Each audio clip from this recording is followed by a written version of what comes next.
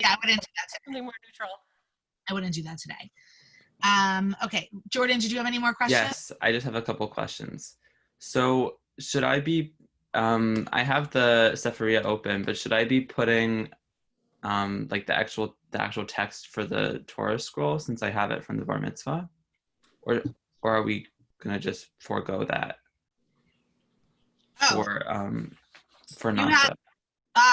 From Aiden's Bar Mitzvah, Jordan has the text without vowels.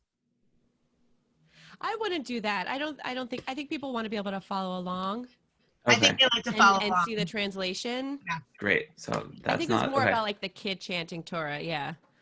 And then for Sam Sandberg, do we know if he uses traditional or Reconstructionist that's blessings? a good point. I haven't the faintest idea, but that's fine. I'll just put up the Reconstructionist. So, Jordan, I can send you the traditional. Oh, do you have the traditional? I have both, and they're ready to go. Just in case. You can actually ask him in the chat. You can ask him in the chat. Yeah, I'll do that. I don't know if he's going to come on for the whole service. Oh. Or you could just have them both up and then just click if they're both open in a window. Just ask him which one he wants. Like when he comes on, you can just ask. Like it's fine. At the end, also, I was going to introduce any new members, and we had a couple people join, and Rachel was going to, if she's there, and then also Noah, an intern for next year, might be there. So look for these people. Yeah. Okay. Am I letting people into the service? I just had one last question. Sorry. Anna Elna, is that part of Brokenhearted? Yes. We're not doing Elna this week. We're just. It's the last line in the Brokenhearted It's the last line. song. Okay, great. Okay. I'm all set. I don't know if I tried to get it on one sheet. Maybe it's split to the next one. It's there. I just wanted to make sure. Sorry, it wasn't clear. Yeah, I don't think we should let people in until 10, but it could be 10 on the dot, just because. And then we'll go from there to let people say hi for a minute, or they're not muted on entry, right? They're not.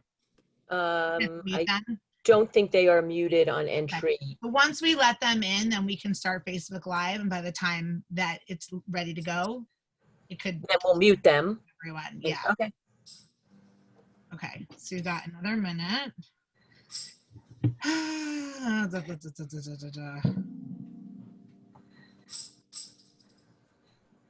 Oh, okay.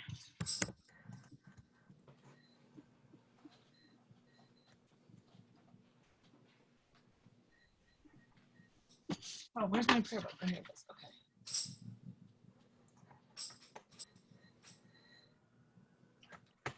All right.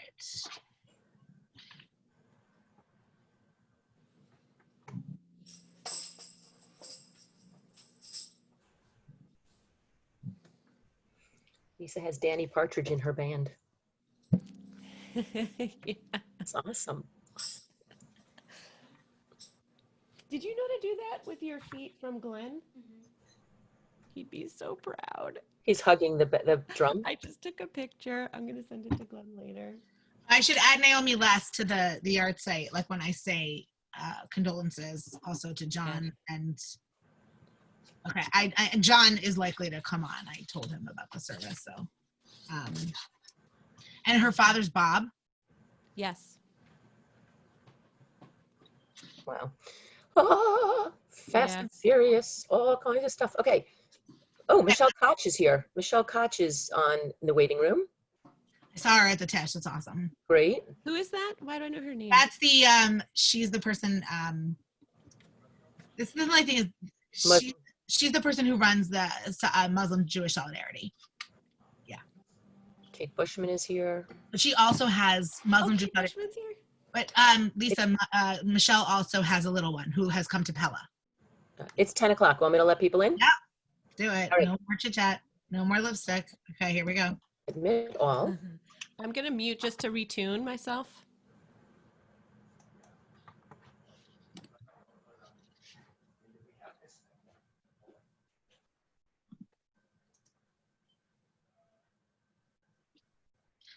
They are muted. Do you want them unmuted?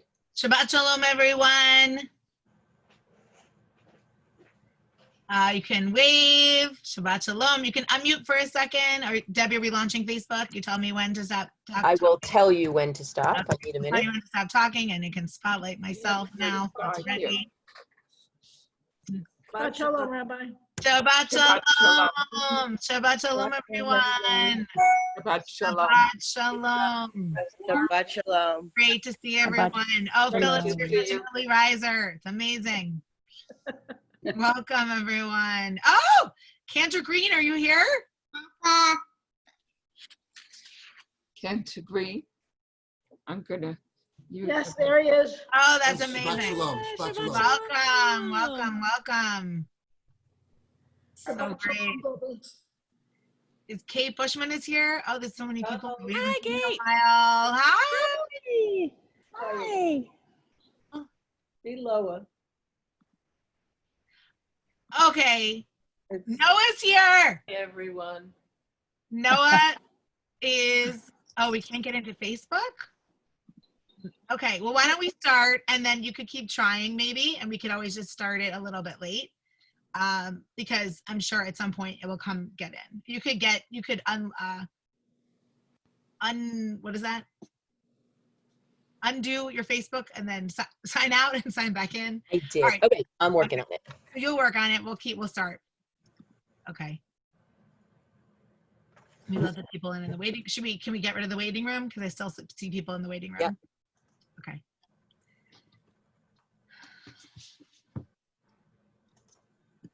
Shabbat shalom, everyone. We are so happy that you have chosen to be with us this morning after this incredibly painful week in the world, in this very difficult climate where we're fighting for Black lives and we're fighting for justice.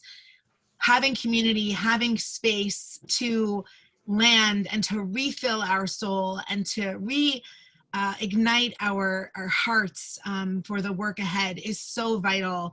We need community more than ever, and we're so glad that you've joined us this morning. I know that there are a few people that have never been here at SAJ with us before, or who are old friends, but maybe haven't been on the Zoom since we started this at-home Shabbat. So if you want to write in the chat who you are and where you're from, we'd love to welcome you to the service this morning. We begin with the words that will soon be in our chat, words of waking up this morning. Modeh, moda, ani. If those gender constructs don't work for you, you can say also modim. Modim anachnu. We find give a way to give thanks and blessing for this morning, for waking up, for this gift of life, for this gift of community. Shabbat shalom. Modani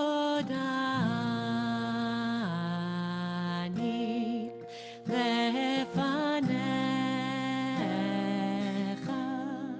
ruach chai v'kayam. Modani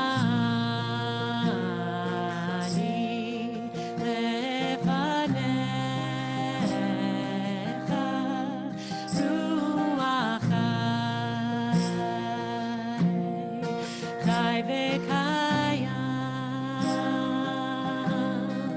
Modani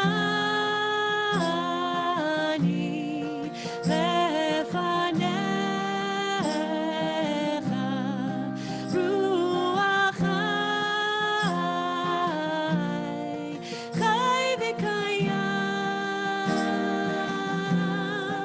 Modani lefanecha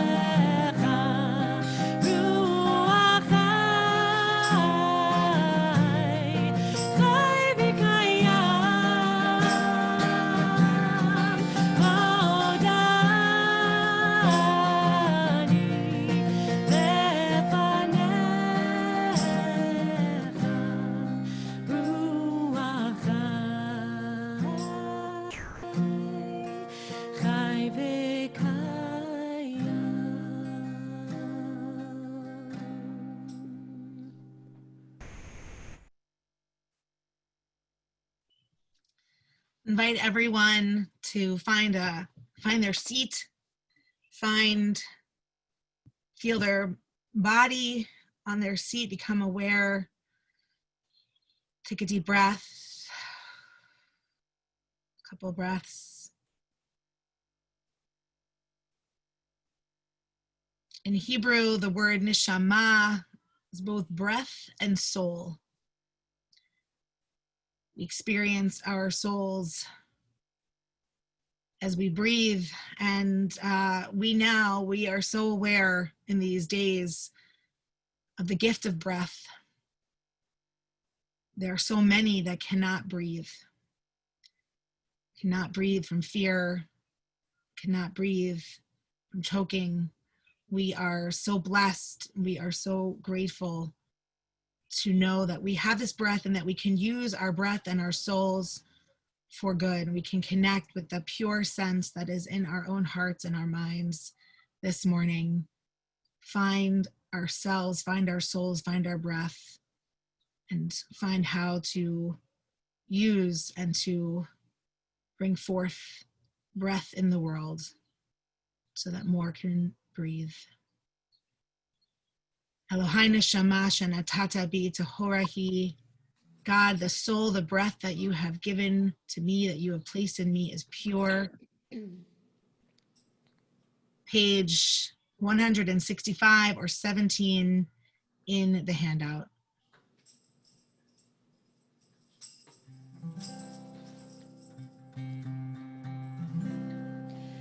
Elohai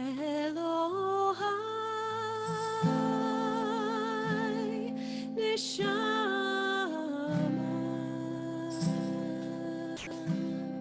שנתת בי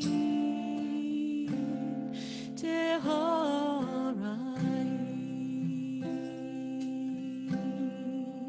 אלוהי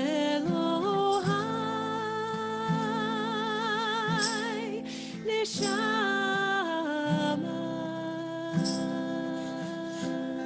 שנתת בי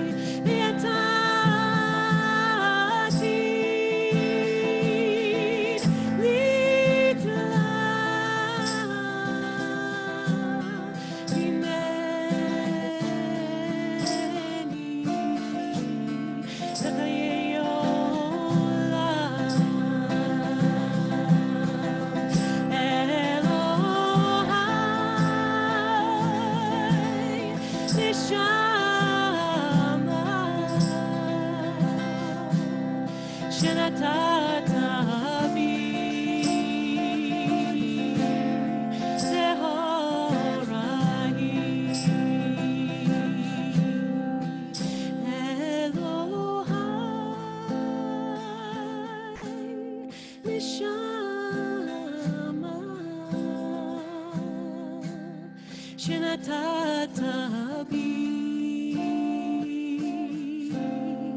טהוראי.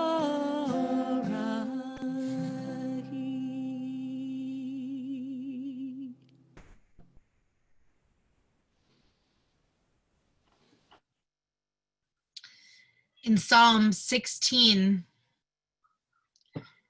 psalmist says, Shiviti Adonai lenegdi tamid. Hebrew can be translated in a number of ways. I place God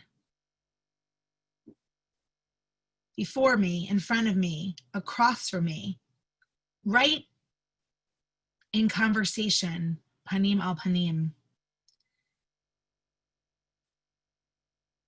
Shiviti Adonai lenegdi tamid. Another translation. I perceive the world as an expression of divine oneness. I choose to place before me, to seek in front of me, the oneness, the unity, and the godliness that is present in the world. We don't have to choose this route. We can approach the world in many different ways, but we can choose Shiviti Adonai lenegdi tamid. We can choose to place in front of me, to look for God in every person that I encounter, to look for godliness, sparks of the divine, sparks of holiness all around me, right in front of me, perhaps where I forget to look, right in front of my very eyes, right across from me. Shiviti Adonai lenegdi tamid. I invite you to share with us in this melody, Nava Tehillah. Same melody we've done at SAJ many times, maybe different to different words, but the words will be in the chat, and invite you to sing along at home. And of course, with Zoom, we miss hearing each other's voices, but we want to encourage each and every one of you to find the space to sing, to find the breath and the neshama, the openness to sing with your whole heart, whether you know the words, whether you know the melody. Join along at home and find that perhaps that will help you place godliness in front of you. Shiviti Adonai lenegdi tamid. To see before us that oneness.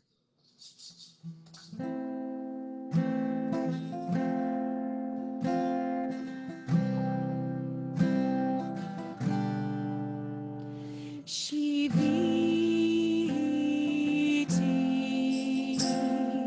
Havaya lenegdi tamid. Shiviti Havaya lenegdi tamid. Havaya, Havaya, Havaya, Ahava, Ahava, Ahava, Havaya, Havaya, Havaya, Ahava, Ahava, Ahava.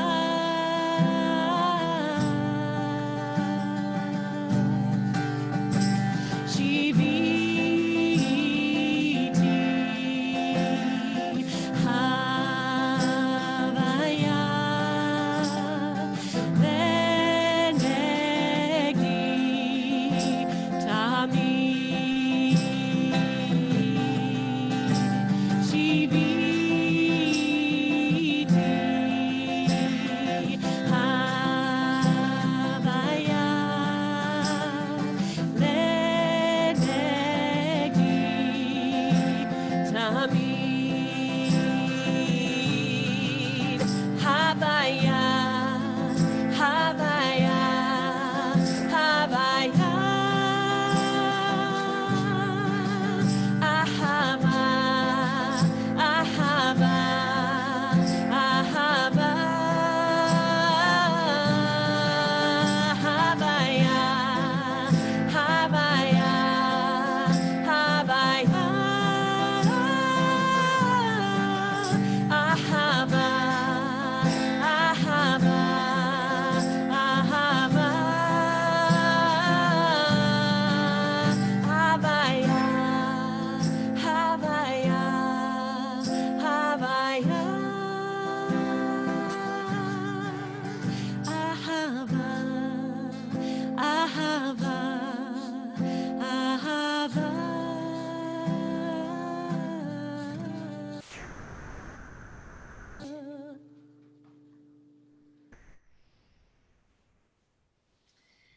as we place divinity, godliness, oneness before us and choose to see that in the world, choose to make that the vantage point, that the starting place for us, then we will find, I hope and I pray and I think, we will more likely find the hallelujahs, the opportunity to see what is good and praiseworthy, beautiful and hopeful and honest.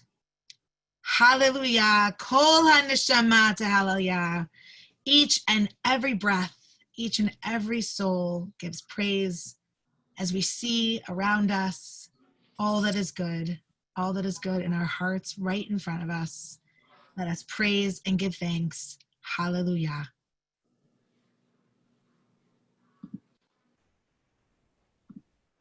Page 231 or page 33 in the Siddur.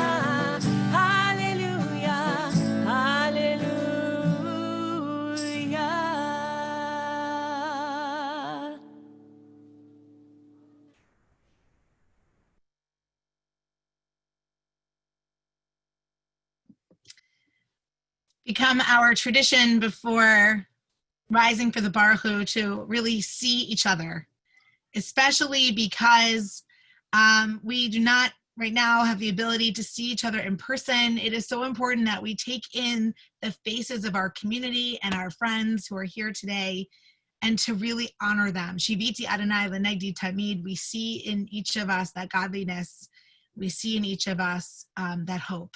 And so I want to invite you to scroll through your gallery view and wave a silent hello.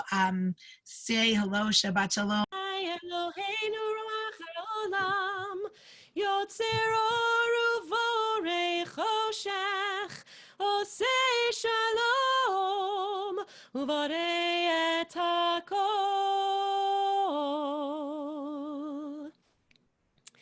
Continue on page 249 or page 40 with the singing of Hakol Yoducha. Let all beings praise you.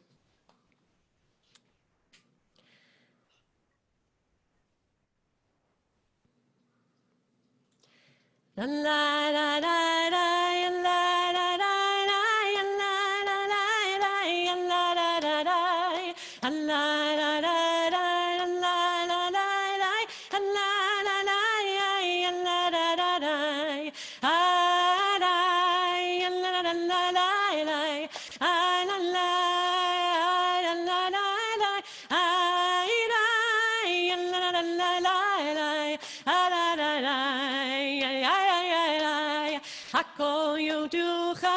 והכל ישמחוך והכל יאמרו אין קדוש כאדוני הכל יודוך והכל ישמחוך והכל יאמרו אין קדוש כאדוני הכל ירוממוך סלע יוצר הכל הכל ירוממוך סלע יוצר הכל.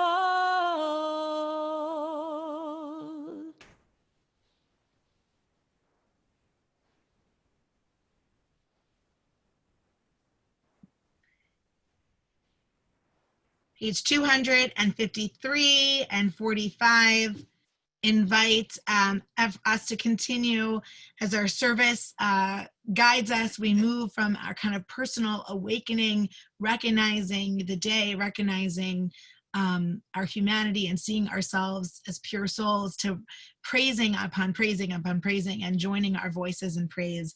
El Adon, we offer thanksgiving and praise for the gift of life and for all of the many miracles within it. Page 253 and 45.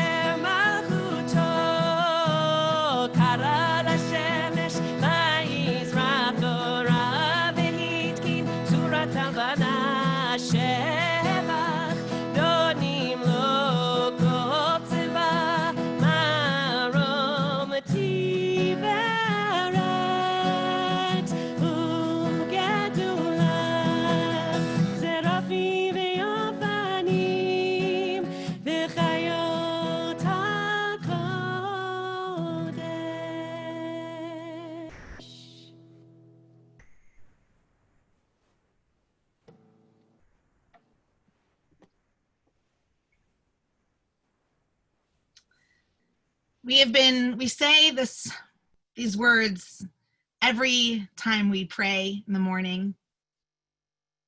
Or Chadash, may a new light shine upon us. May we be worthy of its light. I'm thinking of this phrase this morning in a new way. I'm feeling like it feels more present and feels more real than when we often sing it. This week began for me on Sunday, continuing with the pain and the struggle and the horror, the death of George Floyd and so many others. And then on Sunday of my watching Facebook Live after Facebook Live of my former neighborhood on fire with tear gas and with police and with just a very horrible scene to witness and to be far from that place that I still love. And as we've moved through the week, there have been some additionally painful things, some difficult, horrible scenes of brutality and struggle that seems, unrelenting. And at the same time, as this week has progressed, there is creeping in a tiny bit of hope. Hope that this is different than other times past. Hope that people are really perhaps waking up. Perhaps hope that change is possible, not just in a small dose of justice for this instant, but of real possibility of change for our world.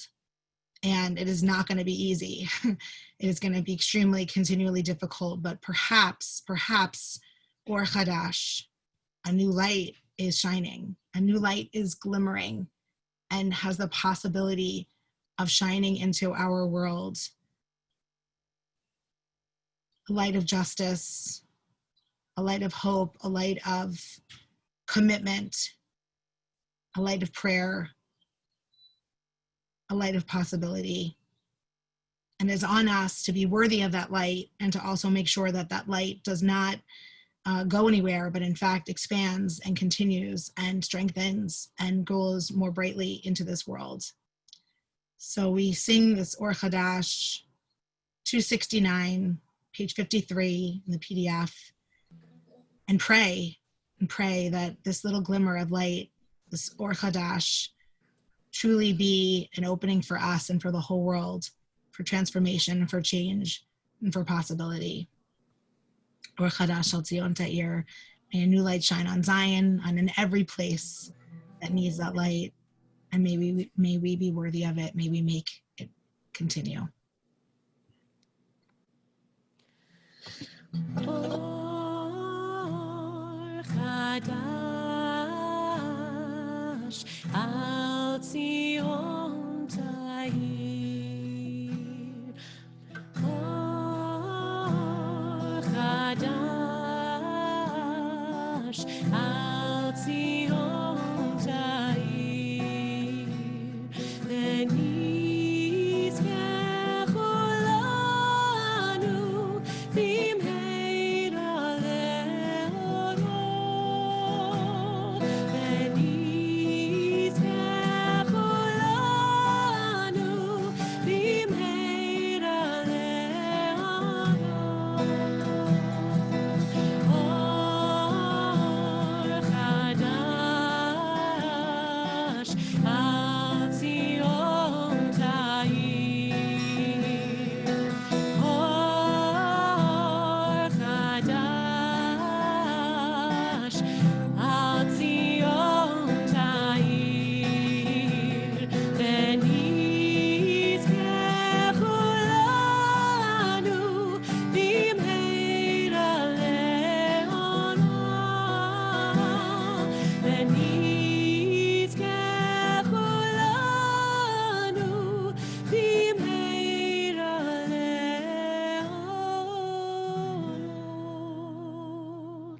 Baruch atah Adonai Yotzei HaMeorot. Amen. I take a few moments to meditate on love, Ahava Rabbah, on connection to the commandments that support us and sustain us and challenge us. Connection to the fact that there is a generational love that comes when we think about all the people who have come before us and connect with their energy and their spirit. So we take a few moments to daven to ourselves in page 273 or page 54, or just to have some moments of quiet meditation.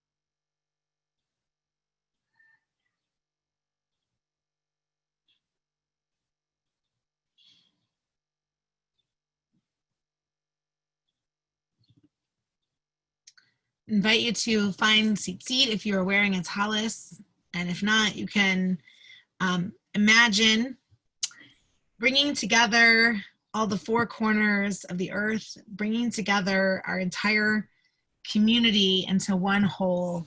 All of us who are scattered in our various places, our various homes in New York and beyond, we collect each and every one of these neshamot together, bind them as one whole as we move into the Shema. You can unmute yourself to join into the words of the Shema. If you would like to do so, please do so now.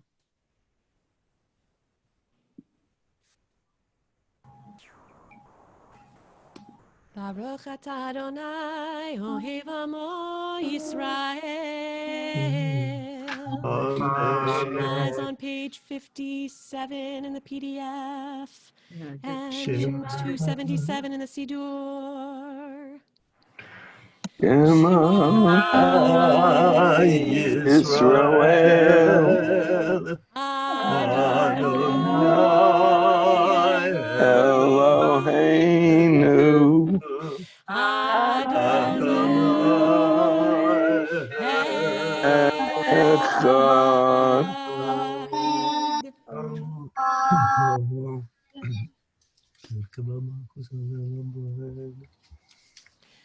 Ve'ata Adonai Elohecha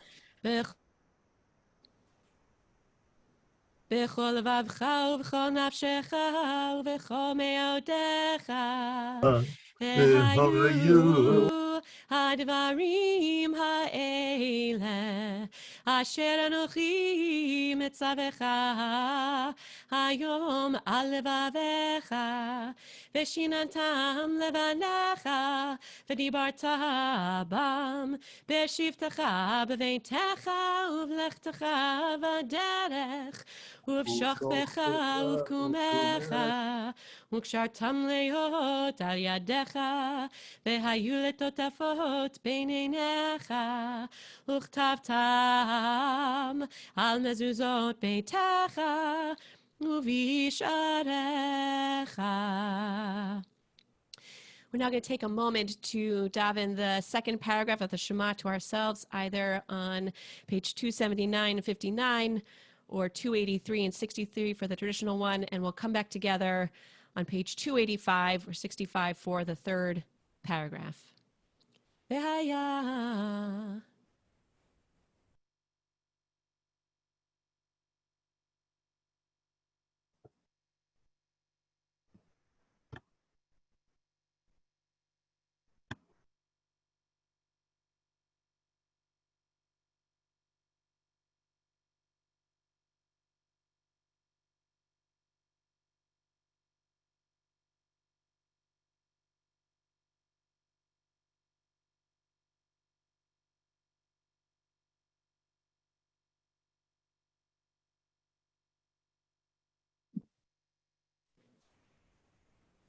Page 285 and 65.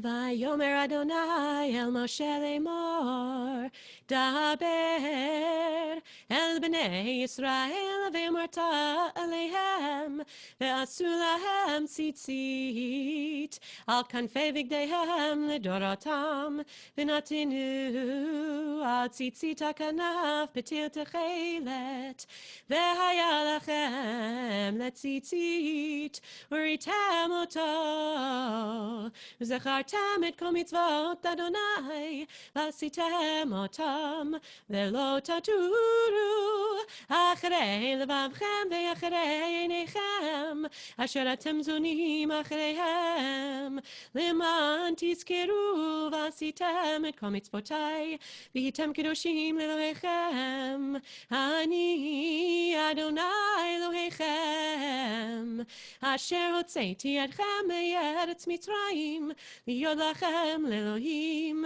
אני אדוני אלוהיכם, אדוני אלוהיכם אמת.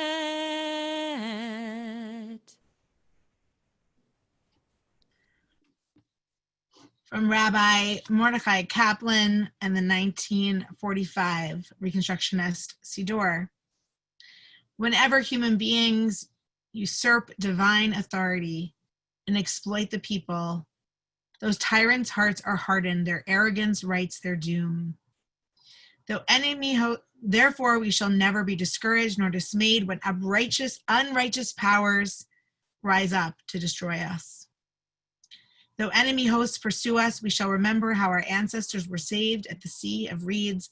We repeat the words of triumph, which they gave thanks, and for their deliverance. The Micha Mocha is on page 291 or 66.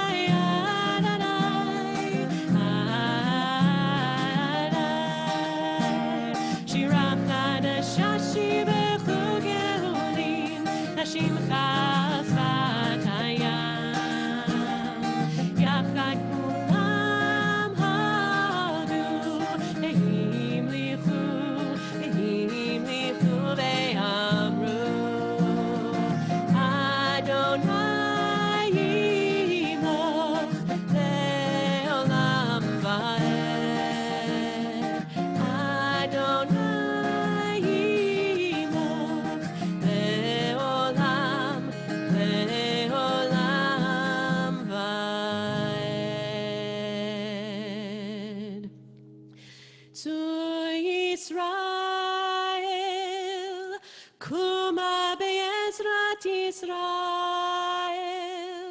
ufdeichinu mecha, Yehuda veYisrael, go aleinu, Adonai tzevaot shemo, Kedosh Yisrael, Baruch atah Adonai, Gal Yisrael.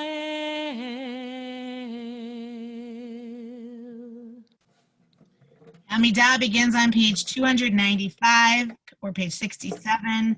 We'll dive in the first few paragraphs together and then have some opportunity for a silent meditation or prayer, continuing on in the book or with our own words.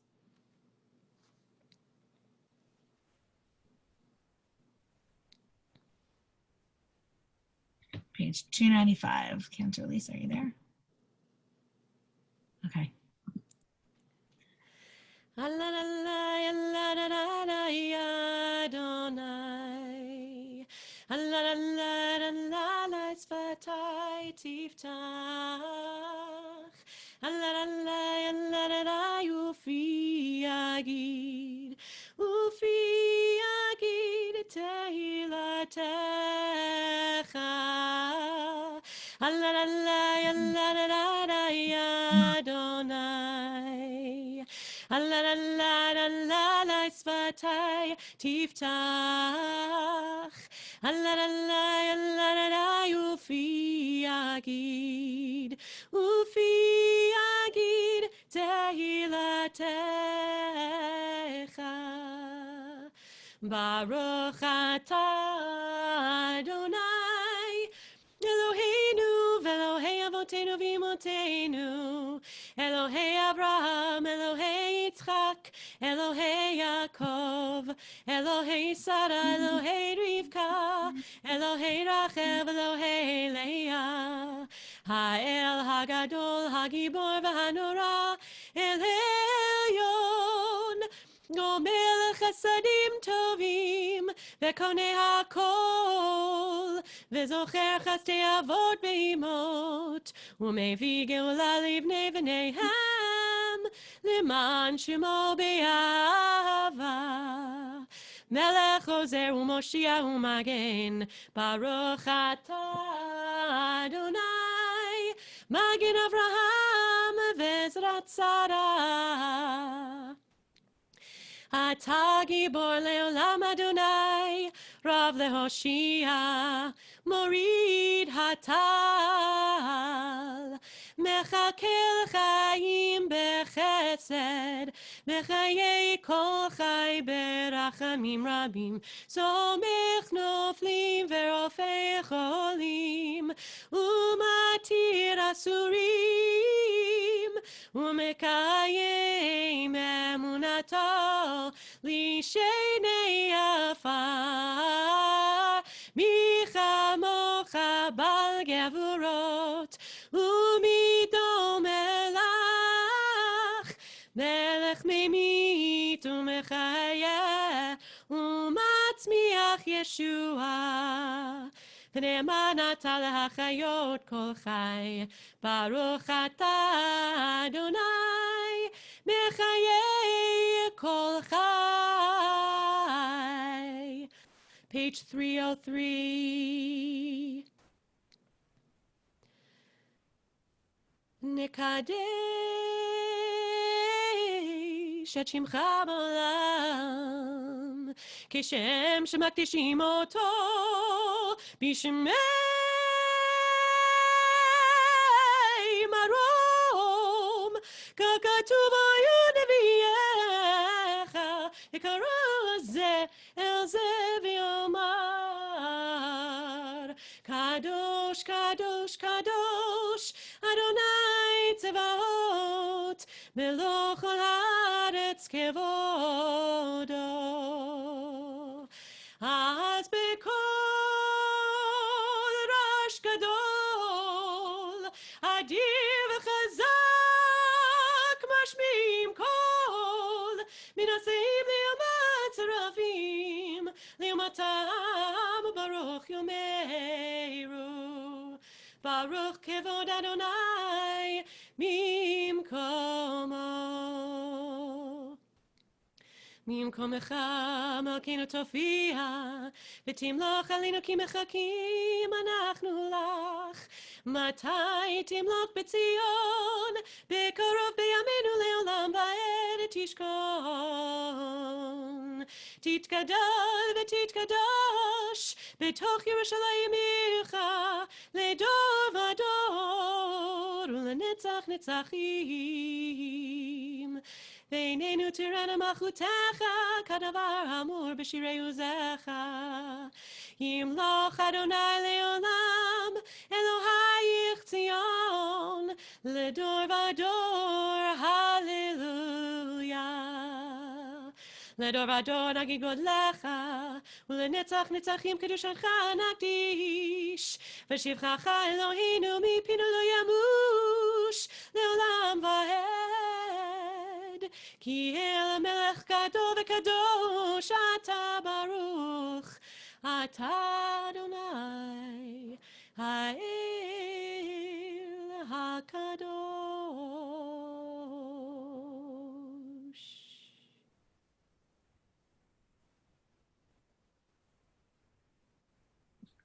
Continue on our own for a few moments.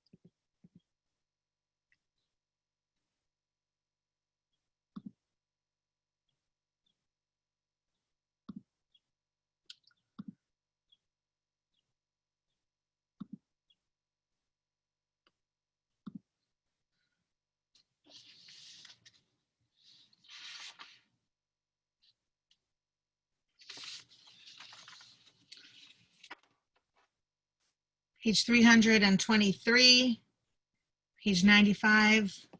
Say Shalom B'Ramav. We pray for peace in our hearts and peace in our city, peace in our streets, peace and justice for all. Say Shalom B'Ramav, 323, 95.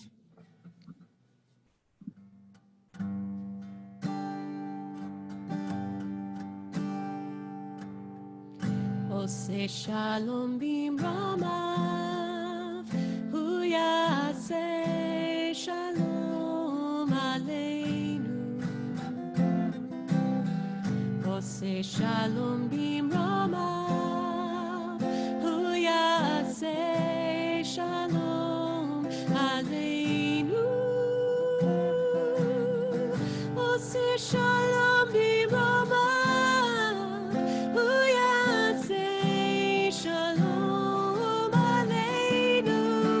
Yaseh shalom, yaseh shalom, shalom aleinu, ve'al kol Yisrael.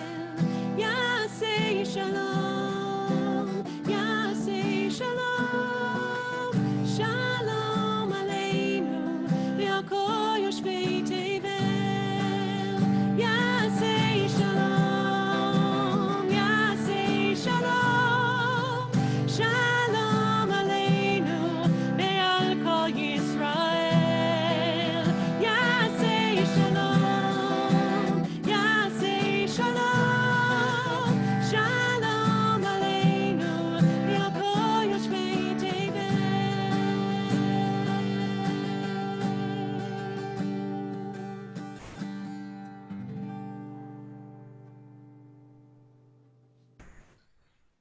Shabbat Shalom, everyone. Thank you, everyone, for being with us. And some people who have never joined us before, we welcome you into our service. We now will have a Torah service with 3 aliyot, and then soon hear from our guest speaker.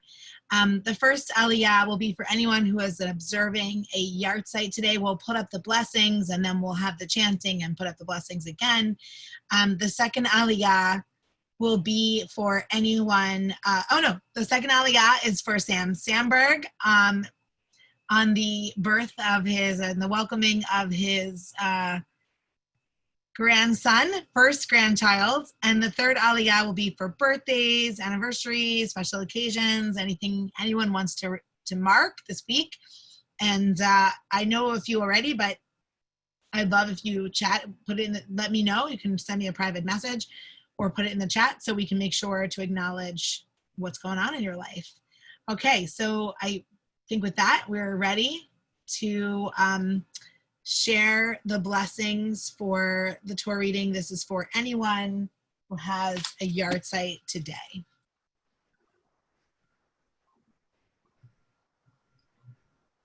Baruch 1, 2, 3. Baruch et Adonai Hamvorach. Adonai Baruch Olam Va'ed. Baruch Adonai Hamvorach Le'olam Va'ed. Baruch Ata Adonai Eloheinu Melech Haolam Asher Kervanu La'avodato V'natan lanu et Torato. Baruch Ata Adonai Noten HaTorah. Amen.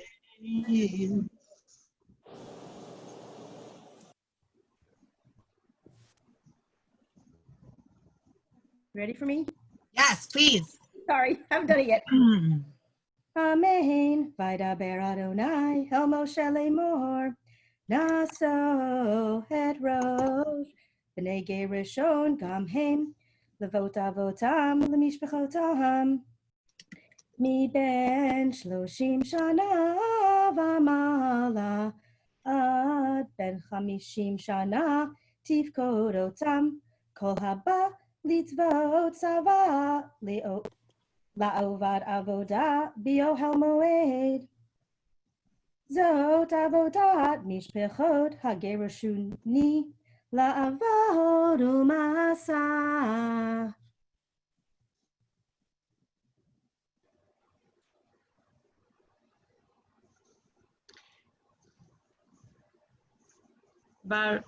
Yeah. Go ahead. Baruch atah Adonai Eloheinu melech haolam asher natan lanu Torat emet v'chaye olam nata b'tohenu. Baruch atah Adonai noten haTorah. Amen.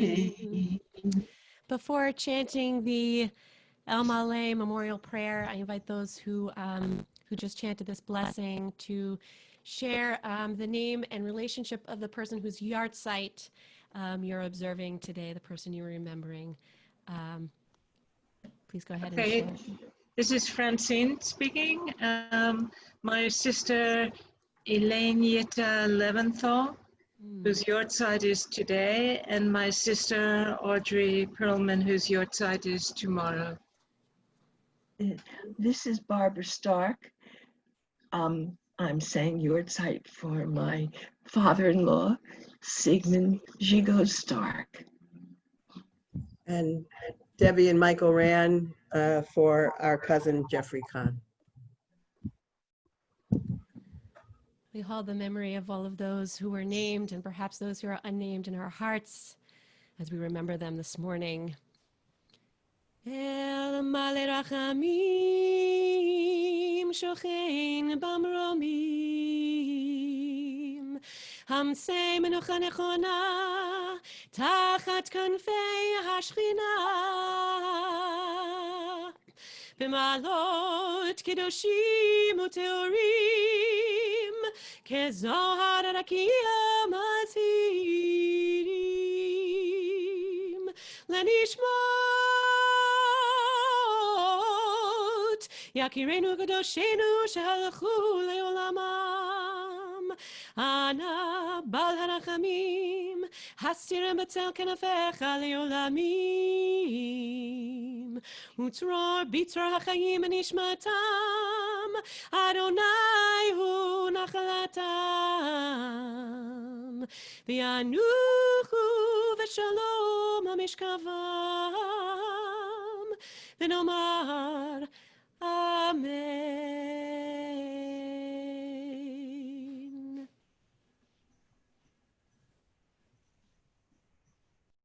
May the memories of everyone we be for that people remember today and all those in our hearts be for a blessing, and we say amen. The second aliyah will be for Sam to chant the blessings, and I'll say a quick word of blessing after the aliyah. Baruch hu et Adonai hamvarach. Baruch Adonai hamvarach. Baruch Adonai hamvarach le'olam va'ed. Baruch atah Adonai Eloheinu melech olam asher b'chabonu mikol ha'amim v'nosan lanu et torato. Baruch atah Adonai noten haTorah. Amen.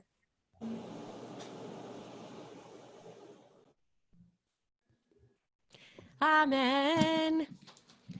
ונעשהו את יריות המשכן ורום המועד מכסהו מכסי התחש אשר עליו מלמעלה, ואת מסך פתח אוהל מועד, ויתגלה חצר, ואת מסך פתח שער החצר, אשר על משכן ועל המזבח סביב, ואת מיתריהם ואת כל כלי עבודתם, ואת כל אשר יעשה להם ועבדו. על פי אהרון ובניו ותהיה כל עבודת בני הגרשוני לכל מסעם ולכל עבודתם, ובקדתם עליהם במשמרת את כל מסעם. זאת עבודת משפחות בני הגרשוני באוהל מועד, ומשמרתם ביד איתמר בן אהרון הכהן.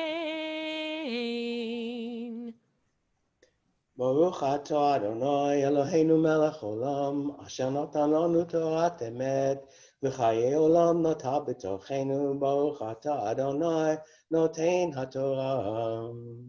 Amen.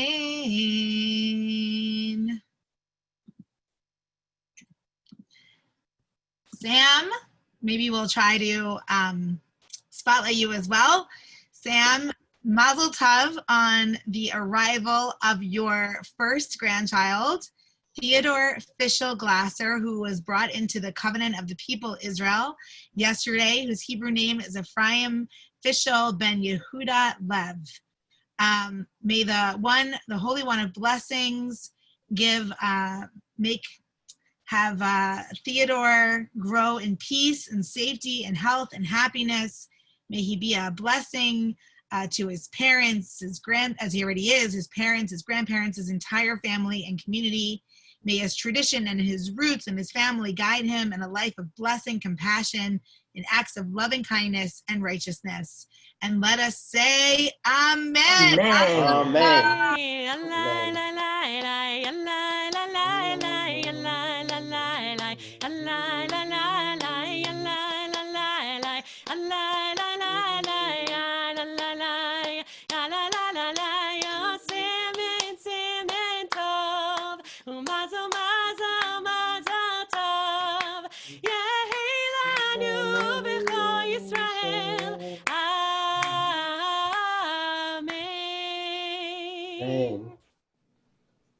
Mazel tov. Thank you. Thank you, everybody. Mazel tov. And we have a gift for Theodore, and we will be sending it to you. We'll be delivering it to either your house or to your daughter's house, and we'll figure that out. But we wish you all the blessings in the world. We can't wait to meet him in person. Mazel tov. Thank you. I'm sure he'll have a long run at the SAJ. Yes, we can't wait. Okay, our third aliyah this morning will be for any other simchas, any birthdays, anniversaries. I saw a couple in the chat. And would love anyone who would like to unmute to join in this bracha, and we'll have a blessing afterwards.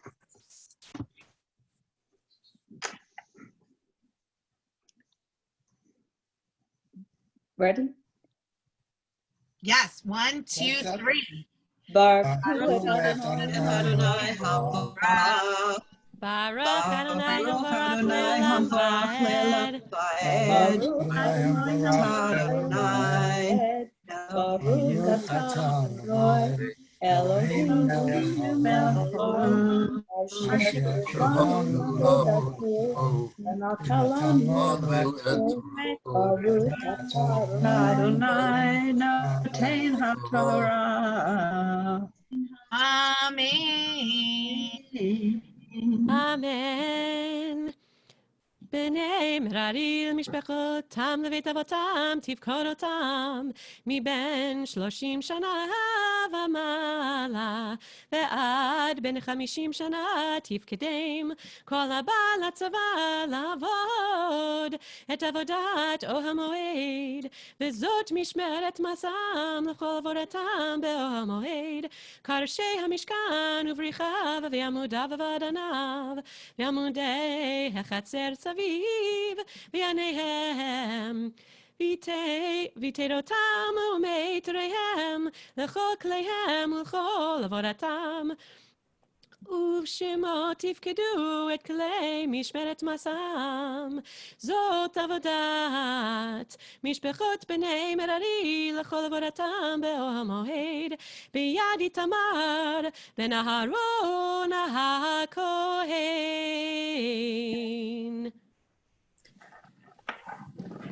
Join. Baruch Ata Adonai Eloheinu melech haolam, asher natan לנו Torah פרד emet אמת בחיי בחיי עולם עולם אתה נו ברוך אתה אדוני נותן התורה.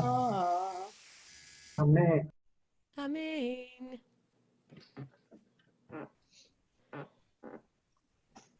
So we have a lot of simchas today, and as someone wrote in the chat, we this is an opportunity for us on Shabbat when weeks are so hard to be able to get that taste of joy and life, and remember to give us strength as we go forward. So we are celebrating today Sylvia Rips' birthday, which I believe is today. She didn't chat me, but I knew the date. Shaiberjan's 60th birthday today. Ben Yahalomi, new member of our congregation's birthday is tomorrow.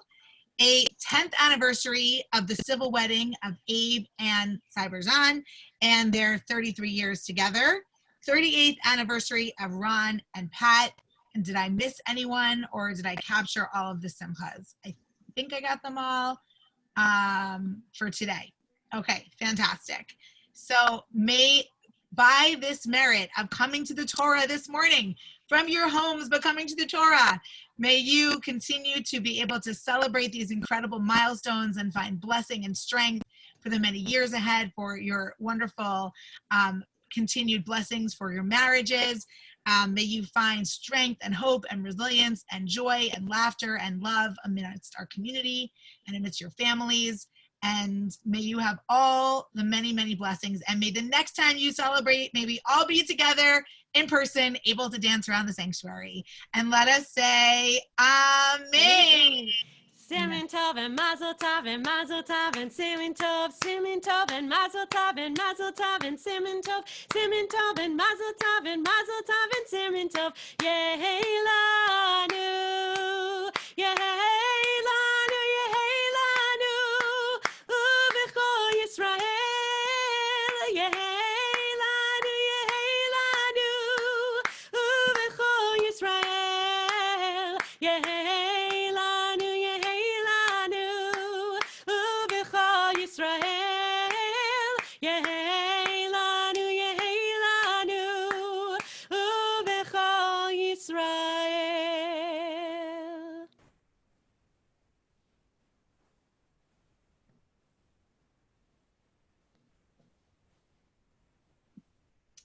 Mazel tov to everyone.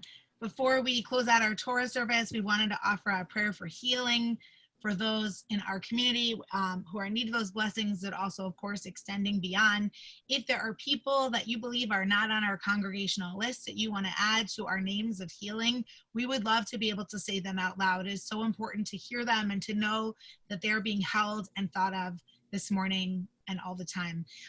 So I'm going to list our congregational names and read other people's names. And of course, just to say that we have not distinguished, who on our list is related to COVID or not. But of course, even as things improve in our city, there are so many people who are infected who need those blessings of healing. So we just need to keep extending our thoughts and prayers and our sukkah of love and peace to everyone and all the healthcare workers and everyone who are in need of those blessings of healing.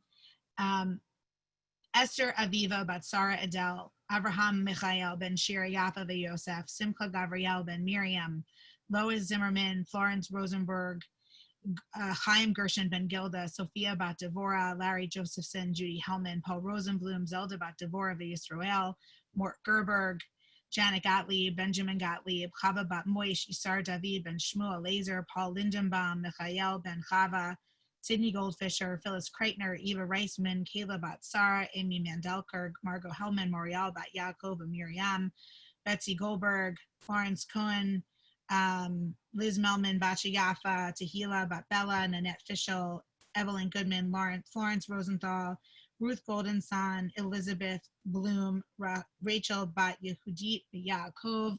I'm going to read the list as far as I can, make sure that do my best to get everyone.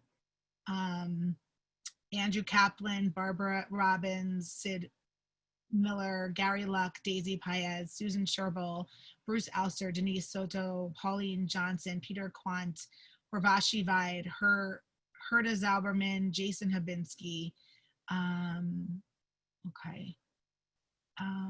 Alan Green, Joe McGivern, Rob, Steve Schutzer, Rob Blenker, Debbie Cohn, Jill Needleman, Nancy Zaffris, Gibby Cohen, Nadine and Vivian McKinnon, Suzanne Rose, Norman Decker, Hannah Decker, Alistair Stevens, Susan Diamond, Judy Rubin, Bob Abelson, Joyce Goldstein, Joyce Miller, Chuck Pine, Phyllis Rupert and her descendants, Gary the Browns, Lou Aronowitz, Barbara Colton, Lou Leventhal, Eileen Yeo, Mark Courage, Carl and Steve Shippey, Frank Manzi, Jody Hirsch and family, and Richard Neal. And if there's anyone else, just we won't be able to sing their names, but to put them in the chat. We chose to do a different prayer for healing today, and then we'll move into our speaker. We wanted to share this song. It's a gorgeous melody, something we've done, I think, before at SAJ. Melody by Shir Yaakov Feinstein Feld. It's about healing of the brokenhearted. And this is really because we wanted to share this today because many of us are, or all of us are brokenhearted right now. Our country, what's going on, the world around us, those who are directly impacted especially. And we want to acknowledge the healing that needs to happen on so many levels in our own broken hearts and in our own broken world. So I'm going to ask Cantor Lisa will sing this beautiful melody, invite you to just take it in and listen and bring it outward into the world. Healer of the brokenhearted. We'll put the words in the chat for you to look at, but it's really an opportunity to listen along, maybe close your eyes and pray alongside this.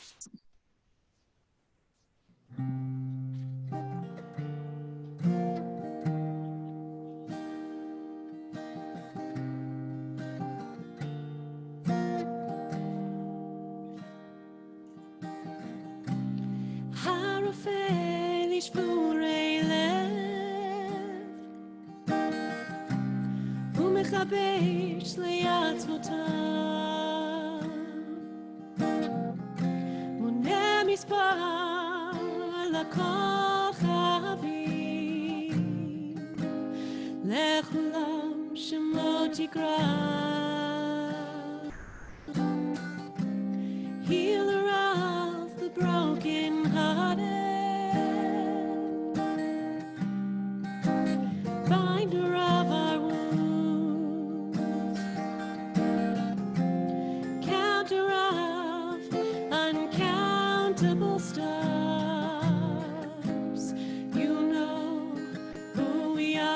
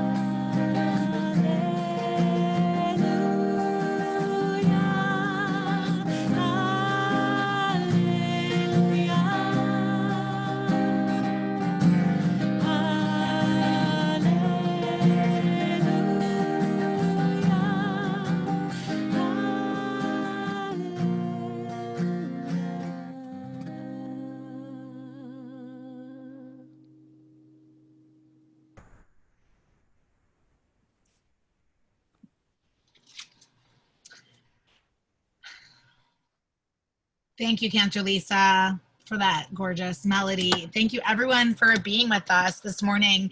I just wanted to, I'm really excited to introduce our guest speaker, and I wanted to share that there are several people who are coming from Kol Tzedek Synagogue in Philadelphia, and Rabbi Ari Lev Fornari, Rabbi Michelle Greenfield from that synagogue are here. My former synagogue, for I think everyone who knows, are here because they are excited to hear Rabbi Elliott, and just the ability to do that on Zoom and merge these two worlds is pretty amazing for me.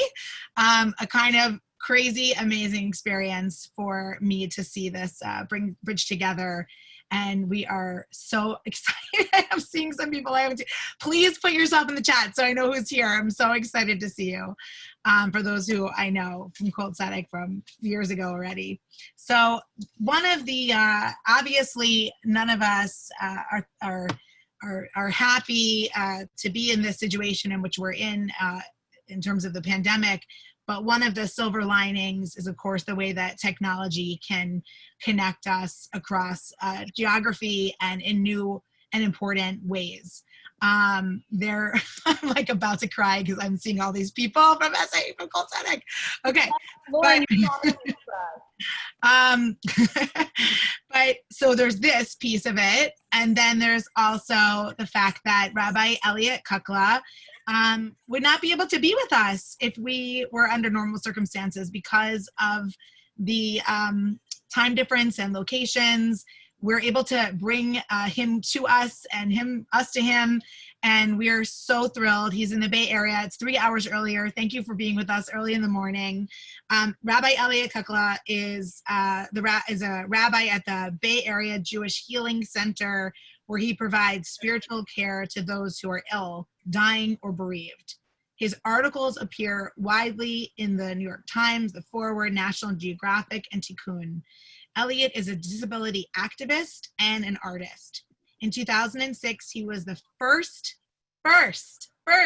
openly transgender rabbi to be ordained by a mainstream movement at the Reform Movement's Hebrew Union College in Los Angeles. So thank you for that and for pioneering the way for so many. He's a visual artist with the Disability Justice Project, Sins Invalid, and he is currently writing a book on being chronically ill in a planetary crisis. He lives in Oakland with his partner and their child, and many animals. He's going to talk today about cripping revelation, the Torah of illness, disability, and pandemic. And now we're going to spotlight him and hear from Rabbi Kukla. Thank you so much. Shabbat Shalom. It's so good to be with you all. And it's so good to be with both congregations. Like, what a gift. As Rabbi Lauren was saying, it's an incredible thing to be with both SAJ and my friends at Kol Tzedek and Rabbi Ari Lev and Rabbi Michelle. It's such a incredible, I feel like it's a sort of like Hogwarts part of this, that we can be in two congregations at the same time. So it's great to get a little bit of magic out of the situation. So I also want to name that we are gathering today on Shabbat morning in the midst of a powerful uprising for racial justice, and dedicate this teaching this morning to those who are out in the street protesting right now in this incredible upswelling in this country for human rights. As Rabbi Lauren just mentioned, I'm a rabbi who is both personally chronically ill, and I work with people who are also severely ill and coming towards the end of life, or seriously ill, or in grief. And a lot of the experiences that I've been having communally in this pandemic have felt very familiar to me, both from my personal experiences with chronic illness and from my experiences with clients coming to personal experiences of illness, or coming towards the end of life, or coming into a new disability, or coming to experience loss. And I've been really struck by this experience of how in the blink of an eye, everything can be different. how our whole world can change, either the personal geography of our world or the community. Are you having trouble hearing me? Great. I wasn't sure from your face. It's going in and out. You need to sit closer. He's doing the best he can. It's all good. Okay, good. I'll scooch up a little bit there. So I've been really struck by how in the blink of an eye, our entire life, either personally,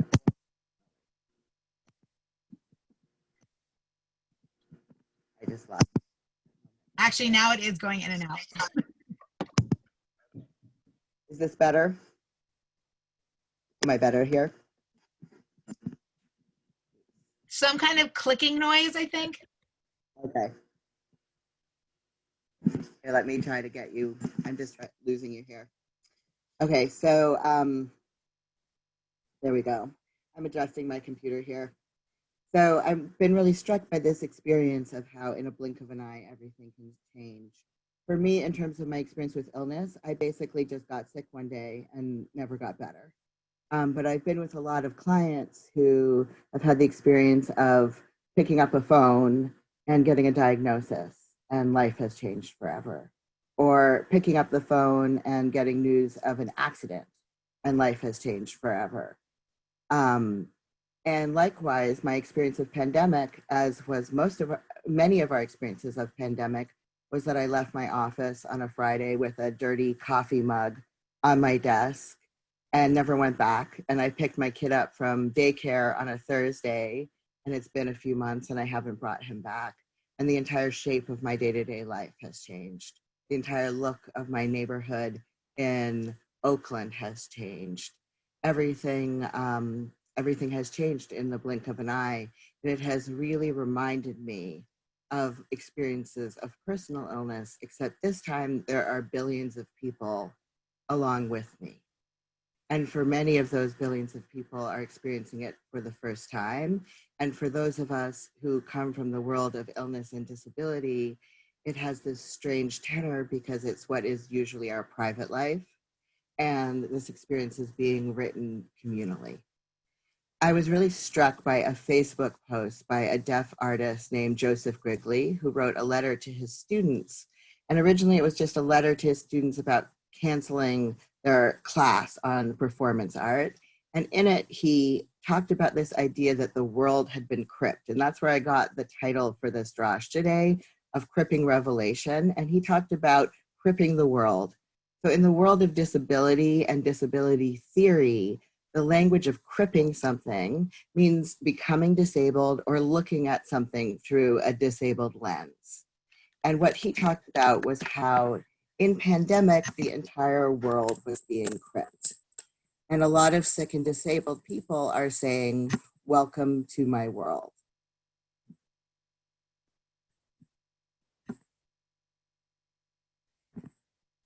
Society as a whole in this country is experiencing many of the things that sick and disabled people have been familiar with for a long time, including social isolation, suddenly communicating largely over technology.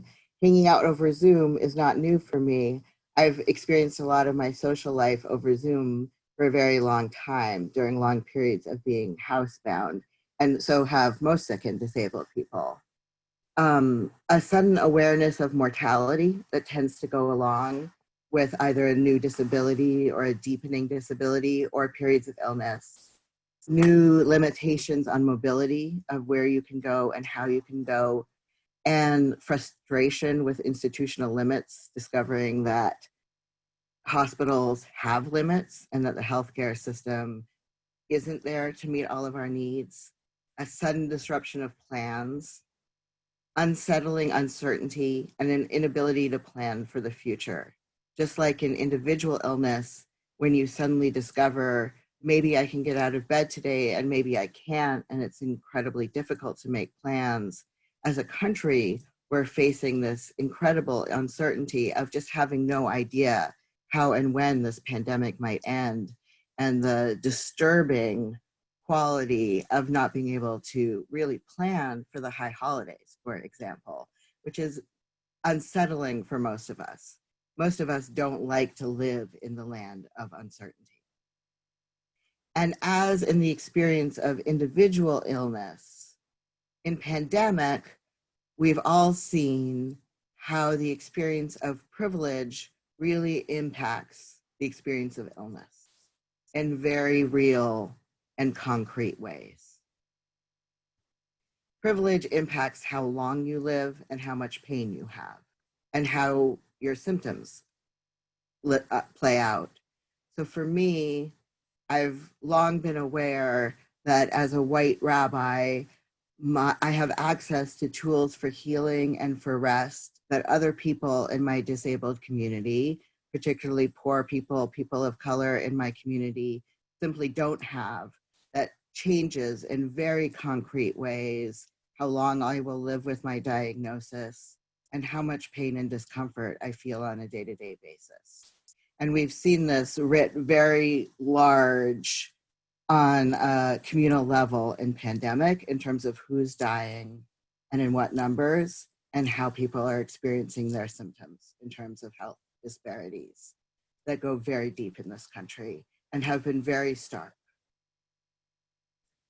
But what I also want to say is, despite the fact that I have this privilege and access to healing tools, when I've been sick, I've also really struggled to ask for what I need.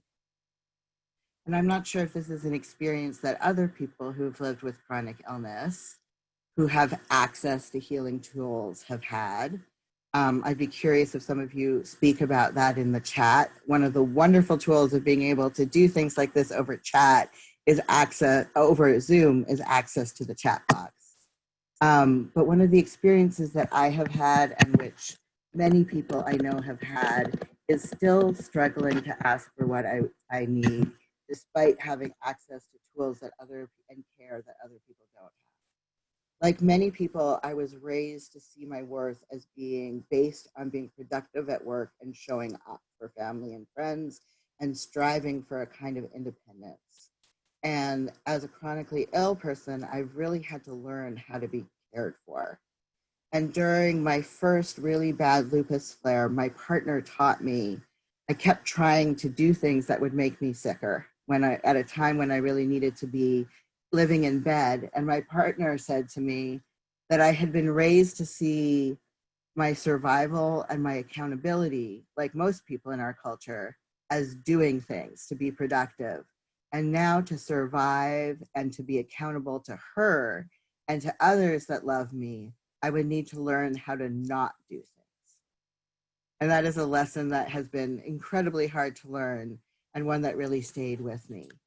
And at the same time as trying to learn that from my partner, I also connected with the thinking of disability justice and the thinking of women, queer women of color who are the leaders of disability justice, like Stacey Milburn, Patricia Byrne, and Alice Wong. And from them, I learned some of the principles of disability justice, like the importance of rest and the concept of interdependence.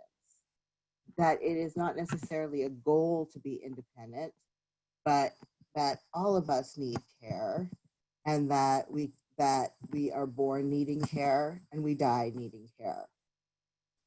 And in that period, it also became clear to me how much so-called able people depend on others' labor. Everyone travels on roads they didn't build and eats food they didn't grow or pick. And this is a lesson that has become so much clearer in pandemic. Pandemic reveals how interdependent we are on other people's labor. I've been thinking about how as our infrastructure becomes less sturdy, it also becomes less invisible. It's become how clear so many of us benefit from essential services like selling, delivering, growing, and picking our food that's usually done by poor Black and brown people in this country. As our infrastructure becomes more visible, we have to admit more that we depend on other people. And that's a difficult thing to admit because it breaks the myth of independence, that so much of our identities are based on. And I've been really struck by some of the protesters with signs that say, I need a haircut. Because underneath those signs that say, I need a haircut, is something of an acknowledgement that we need each other, that most of us don't really cut our own hair. But instead of acknowledging, oh, wow, I need a haircut, and my barber is also a person who needs to be safe, who needs to protect their grandmother. In that sign, I need a haircut, the haircut itself becomes kind of a faceless service to demand to maintain the illusion of independence in pandemic, as if we could get a haircut without a barber, as if the barber is not a person with their own needs. And it maintains this idea that we could have independence without other people. And I want to share a quote for you from Stacy Milburn, who was a friend in disability justice movement, who died just a couple weeks ago on May 19th on her 33rd birthday, an incredibly wise comrade. And she writes, "We live and love interdependently. We know no one person is an island. We need one another to live. No one does their own dental work or cuts their own hair. We all need support. Hierarchy of what support is okay to need and what isn't is just ableism." And that was before pandemic. So I want to turn now to the idea of cripping revelation, make this more Jewish. So what does this have to do with revelation? So I've been thinking about this idea of cripping the world in the context of Judaism, and I was thinking about it also in the context of Shavuot, which we just marked. And there's this really interesting text about revelation, which is that at Mount Sinai, when the Torah was offered to us, it was actually held over our heads. So I'll read you the text. It's from the Babylonian Talmud, Shabbat 88a. "And they took their places at the foot or the underside of the mountain." And that's from Exodus. "Rav Avdimi, the son of Hama, the son of Hassa, said, 'This teaches that the Holy One, blessed is the One, lowered the detached mountain over them like a vat and said to them, if you accept the Torah, fine, but if not, there will be your grave.' In other words, if you accept the Torah, great. If not, you're going to get squashed under the mountain." So this is a really problematic text because we like to think that the Torah was accepted willingly and with love. In fact, it's a whole basis of rabbinic law that Jewish laws accept willingly. That's the whole point of a bar and bat mitzvah, is that we accept Jewish law willingly. And even more so, earlier in the book of Exodus, when the ancient Israelites are offered the Torah, even before they know what it says, they say na'aseh v'nishma, which means we'll do and we will hear. We're going to accept this and do what it means even before we understand it. So how do we reconcile this text where they have to be forced to accept the Torah with both the idea that we need to accept things willingly and that the Jews did accept the Torah willingly? So there's lots of different solutions to this, but the one that really spoke to me in this context is that in the Midrash, exactly, I just saw in the comments, Ori says that's not informed consent. This is a problem. Exactly, the rabbis had the same problem. The rabbis like to have informed consent too, the ancient rabbis in the Talmud. How am I doing for time, Lauren? I feel like I'm running over a bit. You're great. Keep going. Okay, thanks. So in the Midrash, the answer given to this confusing problem is, okay, so when the Jews say na'aseh v'nishma, we'll take it, even without, we're good. That's the written Torah. That's the 5 books of Moses. What is it hanging over our head that we have to be forced to take? That's the oral Torah. So what's the oral Torah? The oral Torah is the entire body of Jewish commentary. that begins in the 1st century in another moment similar to this one of infrastructure collapse. After the temple has been destroyed and the Jews are trying to figure out how to have a religion without a building. Another moment of crisis like ours, and continues through the Talmud, continues through the Spanish Inquisition, through the Middle Ages, continues all the way through 19th century codes, and continues into this conversation. The oral Torah is the entire body of Jewish commentary that is still going and is a continuous dialogue. The oral Torah, in other words, is us. The oral Torah is not God laying down a series of laws that are clear and easy to follow, like the written Torah. The oral Torah is us in dialogue with each other without clear answers. In the oral Torah, God's name is rarely used. If you look in the Talmud, you rarely see God's name except in euphemism, and answers are rarely given. Usually there's debate, there's dialogue, there's multiple answers, there's minority opinions. There's rarely a clear answer. It's commentary, it's dialogue, it's conversation. And in fact, in the world of Jewish commentary, in the world of the oral Torah, things are so murky and complicated that we can't learn it on our own. We have to learn it in Havruta, in further dialogue. We need each other to learn it as well as to create it. Everything about the world of oral Torah is also a world of interconnection. So I kind of wanted to share this idea that the world of illness and disability and pandemic, the myth that we get to, that is broken, that we get to through illness, is that we can be independent. And that's also the world of oral Torah, is this world of interconnection. And that's what we have to be forced to accept. We're fine with just accepting the world of written Torah where there's a clear answer and there's certainty, but accepting each other, accepting the uncertainty, and accepting our questions, accepting our debate, that we have to be forced to create. That we have to be forced to accept from each other. And most of us don't accept that reality willingly. Most of us don't accept the fact that we are deeply interconnected with each other, except from the experience of illness, the experience of coming towards death, the experience of grief, the experience of pandemic. Usually there's some kind of mountain over our head that makes us aware of how interconnected we are. And that, I think, is one of those answers for that informed consent piece. Maybe it's not about informed consent, it's that it just is. We don't see that mountain unless we have to.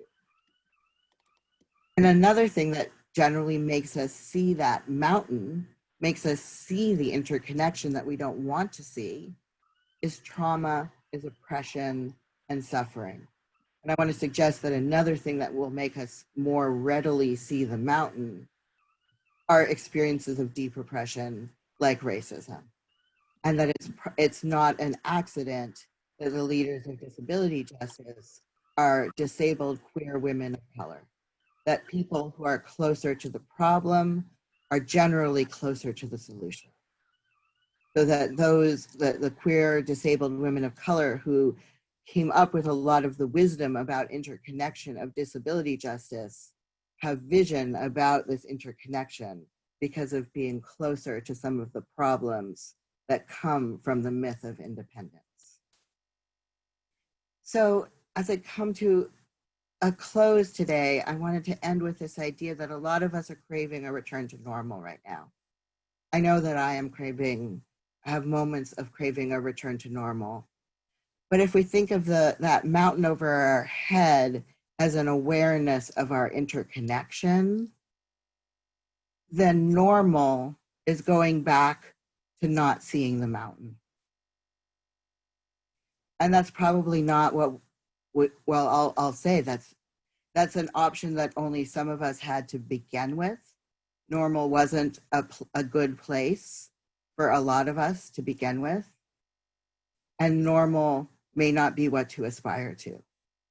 And I want to offer this beautiful quote from Roxane Gay.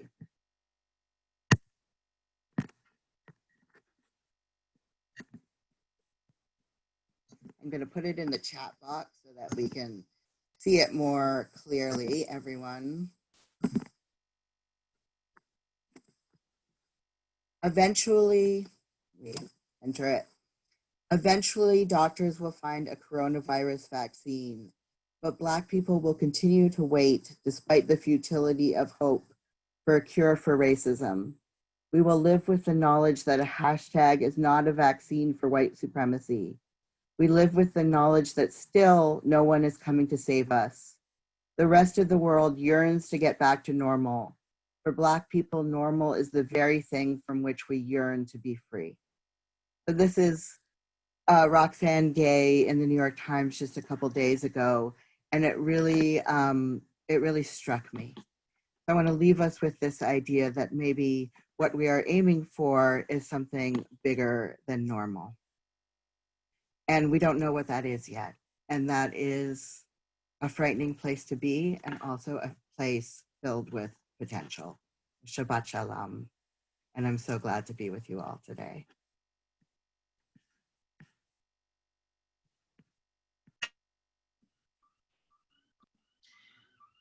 Rabbi Kukla, Rabbi Elliott, thank you so much. It was so profound, so much beautiful Torah, and I'm just so grateful for it. Thank you so much for that. Thank you for being with us, and thank you for helping us create this amazing and Harry Potter, like you said, combination of communities together today.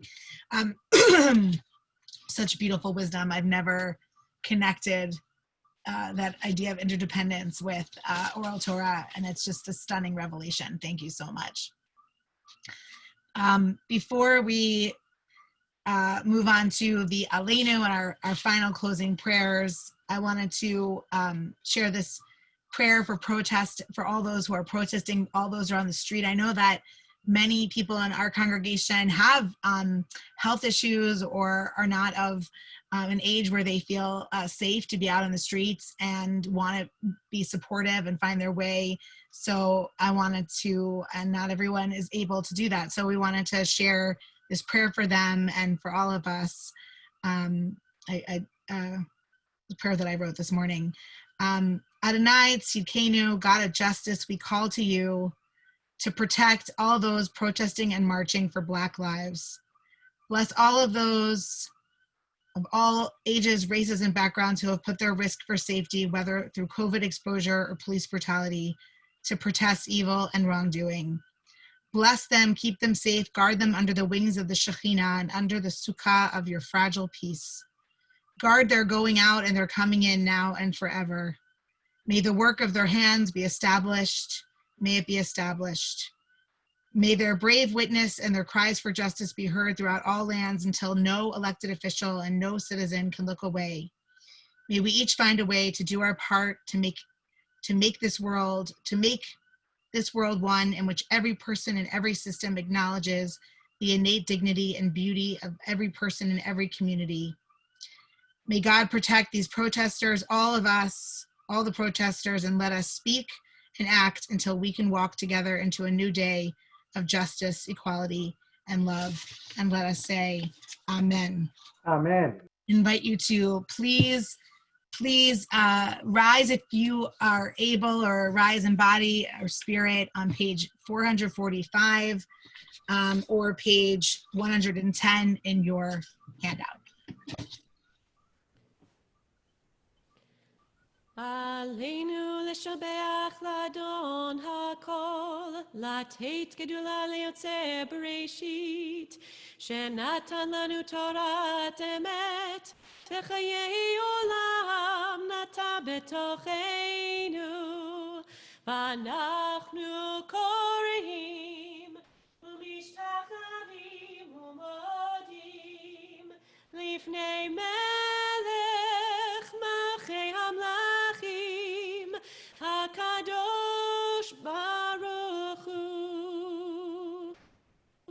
ככתוב בתורתך אדוני ימלוך לעולם ועד ונאמר והיה אדוני למלך על כל הארץ ביום ההוא יהיה אדוני אחד ושמו אחד.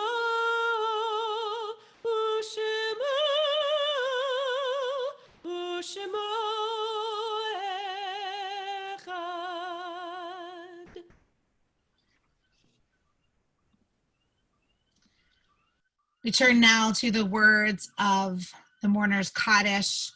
I want to extend our condolences to people in our community who have lost loved ones this week. We mourn the loss of SAJ member Jill Pliskin, offer condolences to her husband, John. We offer support to Naomi Less, who lost her father, Bob, this week. And we're also acknowledging the yard sites of Yida Leventhal, Sigmund Stark, Moshe Eliezer Kramer, Audrey Perlman, Max Davis, Philip Glick, Jeffrey Kahn. And I want to acknowledge, though I can't name everyone, all those who this week who have been, sorry, let me write that down. Mort is remembering Debbie Tritt, a niece of yours. I'm so sorry. Mort, please tell us more about that later. We wish you condolences or remembrances.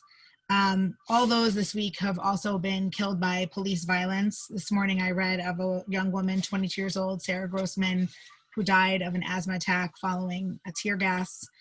There are many, many others, and we pray that there will be not so many others this week. Also,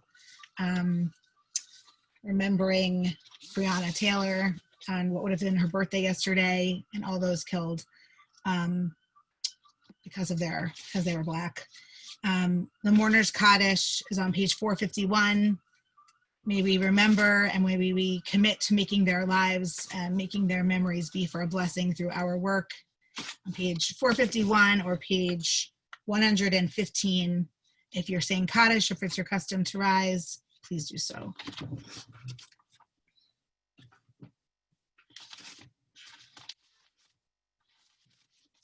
Yitgadal, Yikadash, Shemira, Yama,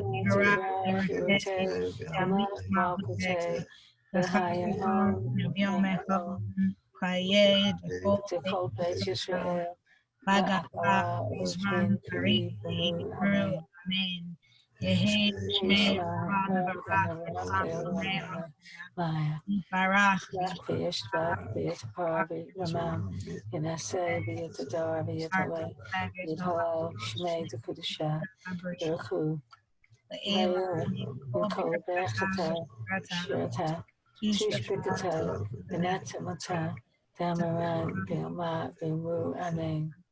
Yehi Shlam Arava Min Shemaya.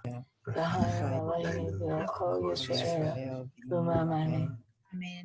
Shalom v'mamav, Huya Shalom, Aleinu v'al kol Yisrael, v'al kol Yoshvei Tevel, Amen.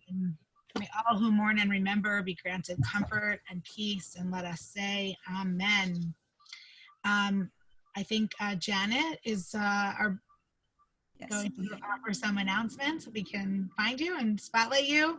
I think you should go ahead and start, and we'll find you. Okay.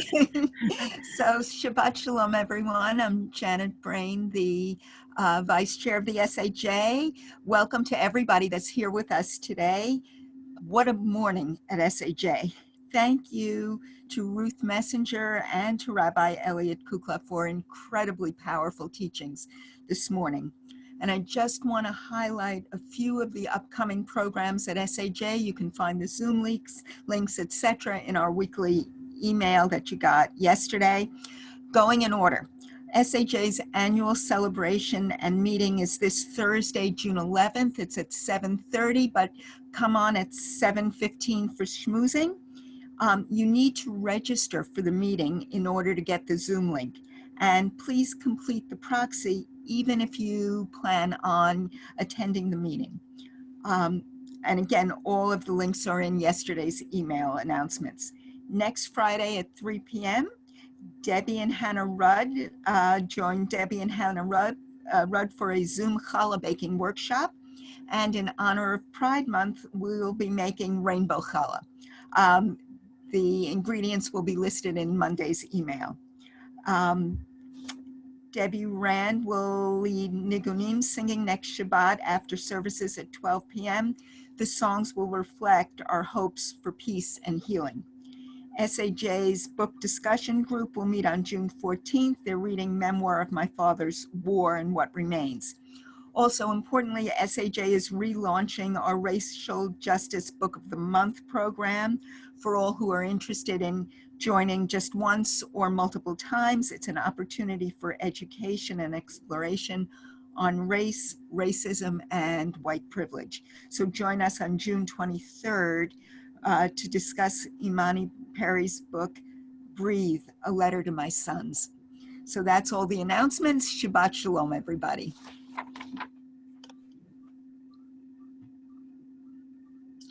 Shabbat Shalom, everyone.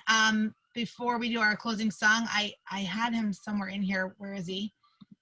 Noah, we have on this call our future intern of who happened to have something change the Shabbat. And Noah, I had you somewhere now. I can't find you. Where are you? There you are.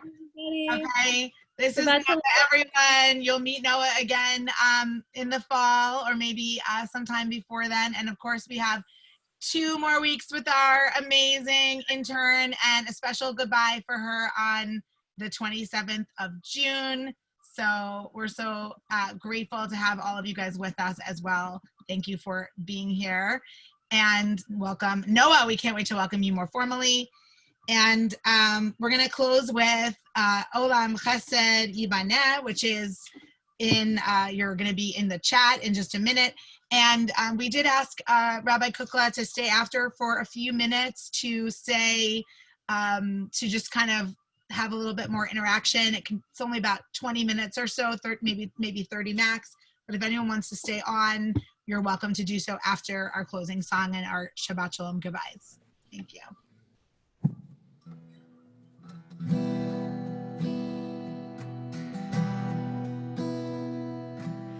Olam Chesed Yibaneh.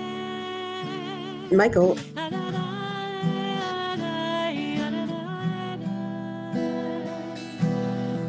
Olam Chesed Yibaneh.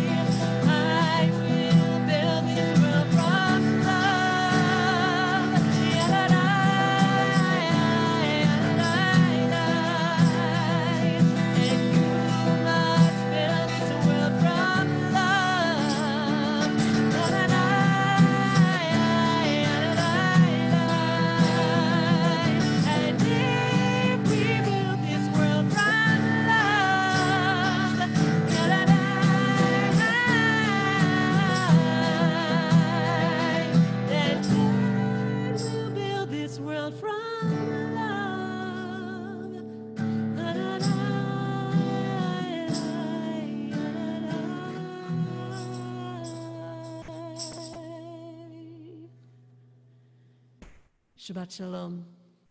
Shabbat Shalom, everyone. We invite you to say Shabbat Shalom to everyone. Shabbat Shalom to in the gallery view. Shabbat Shalom, welcome. And in about 4 minutes, we will join Rabbi Kukla and share a little bit more Torah. Shabbat Shalom, everyone. Shabbat Shalom, everyone. Shabbat Shalom, everyone. Shabbat Shalom.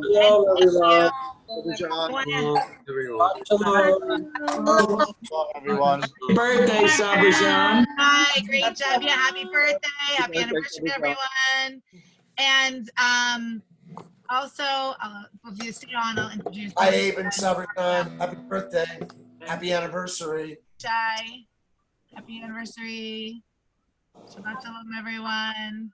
Happy birthday, Sylvia. Shabbat Shalom. Oh, did I? Thank you, everyone. Oh my God. Happy birthday, Sabri-san. Sabri-san and Abe, happy anniversary. Congratulations. Happy anniversary. Happy anniversary. Any anniversary. Thank you, everybody. Shabbat Shalom. Happy anniversary. Shabbat Shalom. Happy anniversary, Ron. Happy birthday, happy week. Thank you. Thank you. Where's Sabashan? Happy birthday. Hi, take care. Thank you very much, Rabbi. Happy birthday, The other Sylvia. Rabbi.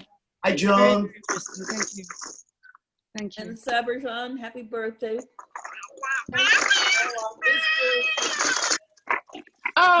Sylvia.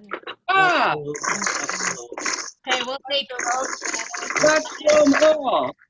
I'm going to mute everyone again. Hello, Ron. Okay, Shabbat Shalom, everyone. Sorry to cut it off. There was a loud noise.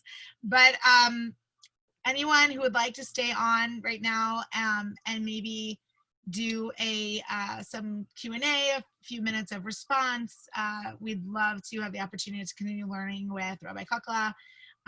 So I'm going to try to find you. I'm happy to help facilitate this and call on people, but I think we should. Oh, actually, can I embarrass you, Adrian, and just say that it's amazing that you're here? Adrian, I'm asking you, can you unmute? I tried to unmute and I tried to send something. I was unsuccessful. Okay. Well, we're going to have a special blessing for you another time. Adrian is the first time back on Shabbat. Adrian had a wicked case of COVID. Definitely the most scary case at SAJ. And you are here, and it is a blessing that you are here. And we're so grateful that you are here. It's just really incredible. So hospital rehab, the whole thing. Adrian, welcome back. It's wonderful to see you. Wonderful. Shabbat Shalom l'kulchem. Shabbat Shalom. So amazing. Okay, so I'm going to find Rabbi Kukla, if I can find you in this Zoom. Did he go anywhere? Maybe it's over. I'm here. There you are. Okay, here you are.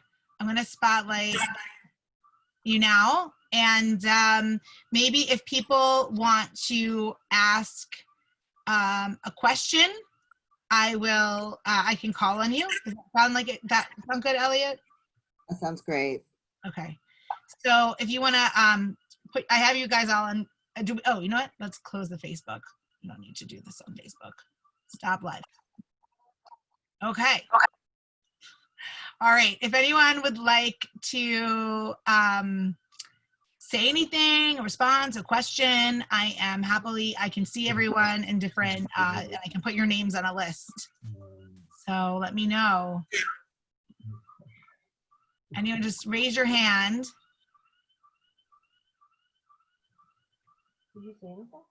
Okay, no one? I tried to send. Okay. So if you can stay muted. All right, Diane, can you unmute yourself? Hi, Rabbi Elliot. It's good to have you with us. Thank you so much. You spoke of from a perspective that I am adjacent to as an occupational therapist and an educator of OTs who work with people with significant disability, the work that I've done in the past. And I'm also the mother of a transgender son. So a lot of this does come together. And one of the things that I wanted to share in terms of the notion of acceptance is that I've learned so much from the various support groups and networking that I've been part of. And one of the most profound lessons for me was that acceptance had to come before understanding. And I think so often we are looking for that intellectual understanding. Tell me the thing that I can know and accept before I will extend my acceptance. And so for me and the people that I've been working with for so many years and supporting each other for so many years, it really has come from our mutual support of each other that acceptance comes. It's that radical acceptance. I'm going to accept before I understand, and I have to start from that place. And it's not a comfortable place. We want to have an intellectual understanding so that if anybody says, well, why are you doing this?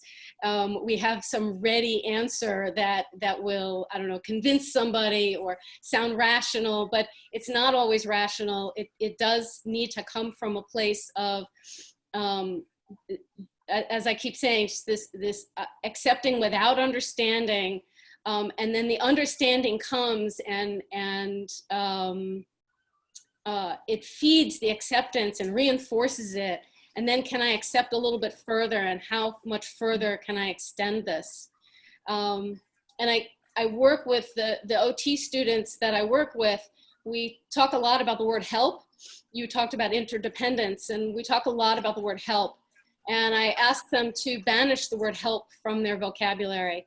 That those of us in that profession and other healthcare professions, we go in wanting to help other people. That's the force that drives most of us. And yet, none of us like to be helped. And so I always do this little exercise. How many of you went into this profession because you wanted to help people, and all the hands in the room get raised? And then how many of you like to be helped? And none of the hands go up. And so what I encourage them, and I work hard on my own language and help them to change their language, is to use the term work with rather than help. And then when we work with people, we bring something to the table, they bring something to the table, and whatever transpires is this magic, as you say, this magic that happens in the middle. And it is that interdependence we each need to learn from each other in order for that to move forward. Whether we think we are rehabilitating someone else, we are really working with them for their rehabilitation as they want to define it. And so what you said really struck me in both of these realms of my life. Thank you. Thank you. Thank you. I agree with everything you're saying. I don't have too much to add to it because it all just resonates for me. In terms of the first point, in terms of needing to accept before we understand, I really do agree with that point. And I really think of it as unconditional love, that we often ask people to explain themselves in order to offer care. But the reframe that I often think of that as is that love doesn't need that, and that we all have, I just see the Na'aseh v'nishma comment from Rabbi Herman, which I really agree with as well, that we were talking about in the Drash, that we will hear and we will do, that we will, and we will hear, that we will do the acts of love before we fully understand them. And that is, particularly true when it comes to other people.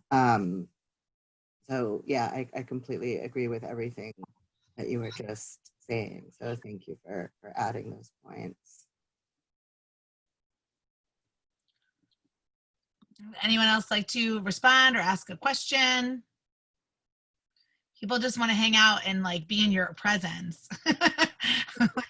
Anyone have anything to want to ask a question? Deborah and then Sandy. So Deborah, can you unmute yourself, and then Sandy, you'll be after. Yeah, I don't know exactly how to say it, but you articulated so much that speaks to a real part of many of our lives. Certainly mine, and I think something that I don't even speak about very much anymore, which is having a chronically ill mother for 3 decades. And for the most part, she's been homebound. And so you articulated so much.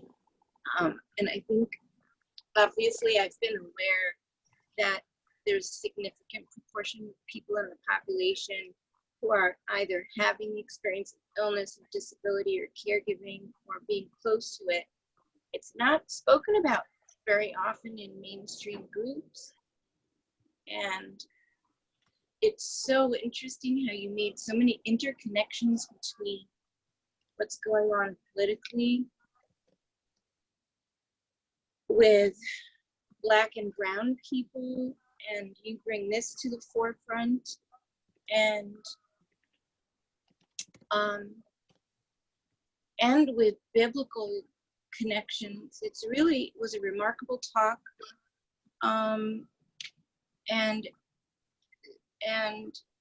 also how you, yes, you had, I just wrote it last again. So did I say this? Present the lack of awareness of interdependence that we all have, and that it's not just a modern phenomenon. So that you brought that to light, and it was really fascinating, and personally gratifying to have this element spoken about.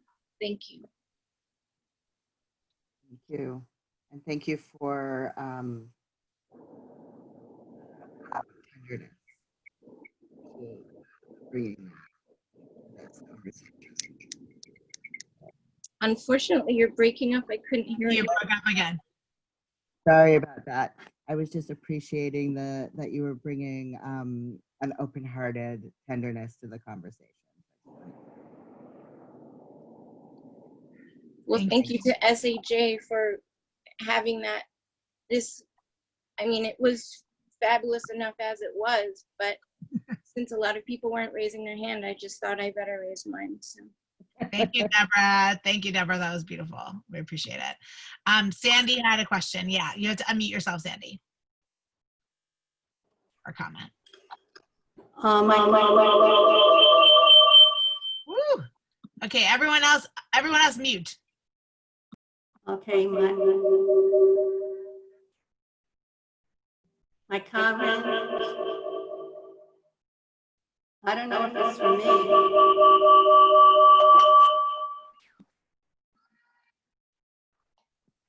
Okay. Sandy, can you type it in the chat? Can you type your question or comment in the chat? I know it's not ideal, but maybe the best we can do right now.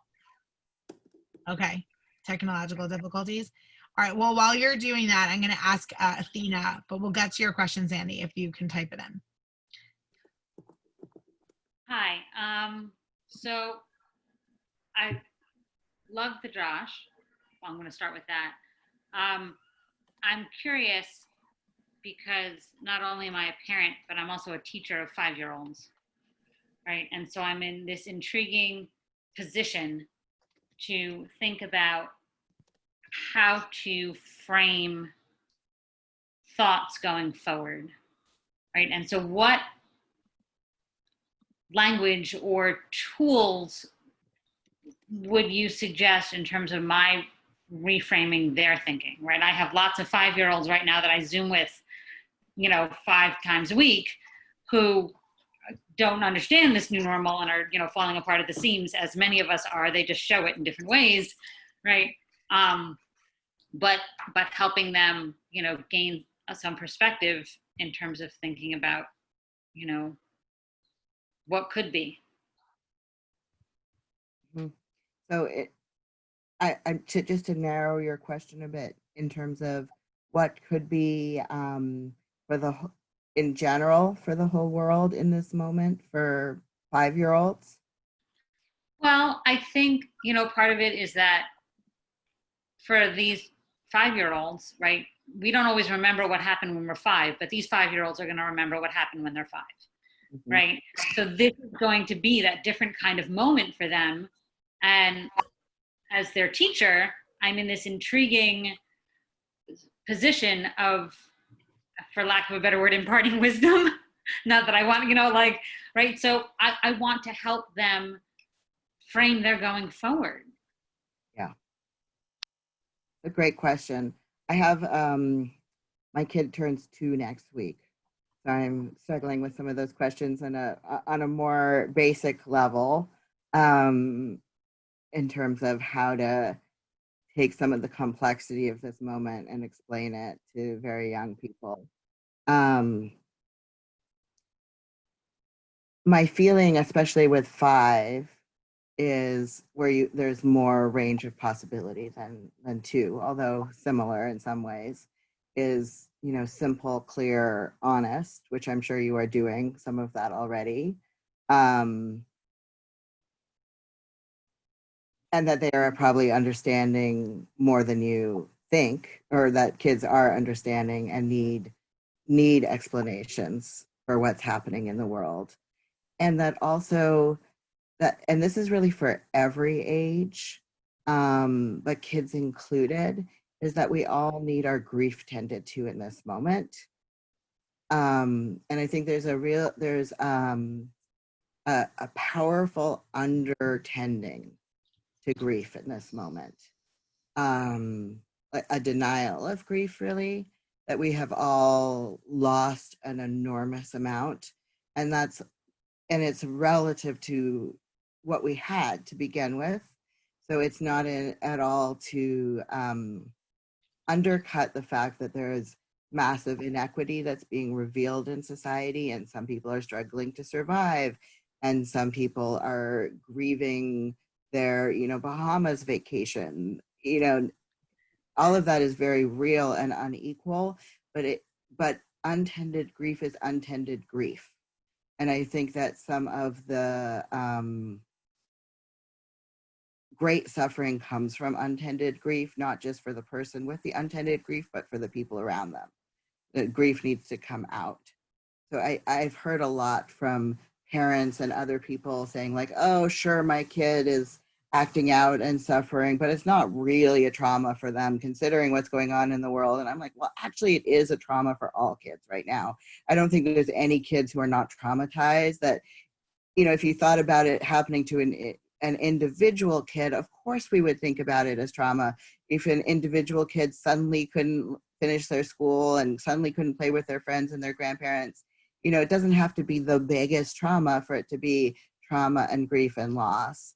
And all of that can be affirmed and honored and empathized with at the same time as explaining that we don't all experience grief and trauma and loss in the same way, and that there's, massive inequity, and in very simple language that what you are losing might be very different than what your classmate is facing right now.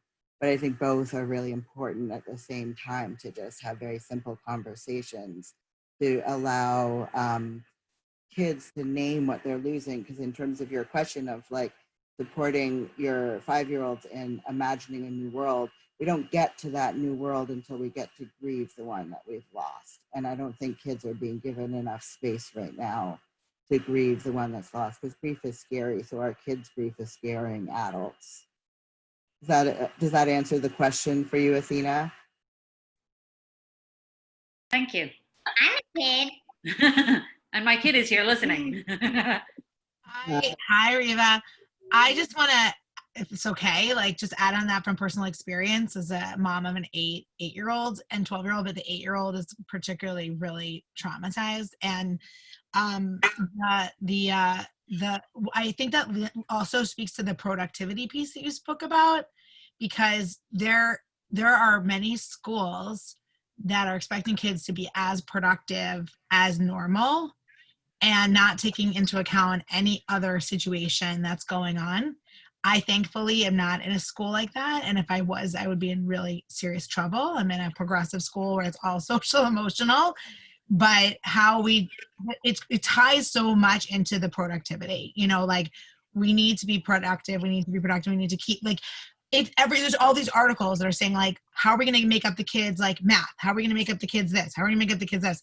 And it's just like, no, that's not the conversation that we need to be having right now. So I just wanted to chime in and add to that. Is definitely something I'm seeing a lot of from a personal perspective. Sandy is having some sound issues, but I know that she asked a really important question, which was about how ageism plays into all of this too. Because, while like when you're chronically ill and you're younger, it's maybe more pronounced, but then there's so many older people that go through this every day. I hope I'm saying it right, Sandy, but here she wrote, like in instance, disability is more receptive to the public if it occurs among younger people, but what happens to when it's in the older populations, how do we manage that? The instance of, COVID and everything else with age obviously are huge. So if you could, I don't know speak to that a little bit, that would be great. Yeah, no, I think that we're in a cultural moment with, a huge upswing in both ageism and ableism. I don't think I would necessarily agree that disability is more acceptable amongst young people. I kind of think that ageism and ableism are both, hand in hand. We're in a moment with just a huge upswing of both ableism and ageism, and they're closely linked, but different. And I do agree that most people have increasing disability as they age. Almost everyone does. And if we are lucky, we have increasing disability. That's the best case scenario, right? If we don't, then we are probably dying young. Our bodies are meant to slowly deteriorate over time and for us to die disabled. That is what a human life is supposed to be. And we're fighting against how our bodies are designed if we don't name that. And we often don't. We act as if that's not a reality of having a human body. And of course that trajectory can be very different. There are people I have 102, I can't remember if she's 102 or 103-year-old client who definitely is less disabled than me. There's very different trajectories, but the fact is that our bodies are meant to change as we age. I think the amount of ageism in our culture right now is really terrifying. Some of the things that are being said around COVID and about how we can sacrifice old people and elders are, I think it's very connected to this productivity mindset, which is connected to capitalism at heart of, elders are no longer useful.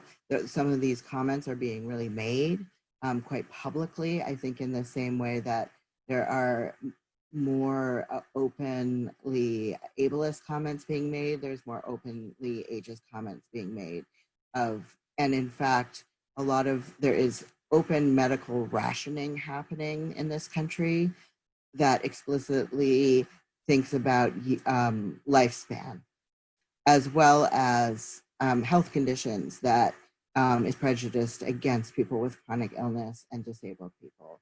So we are in a real struggle right now in this country, as well as some other parts of the world like Italy, to assert at a basic level that disabled and elderly people's lives are worth saving and worth the same amount of money in crass terms from the healthcare system as other people's lives.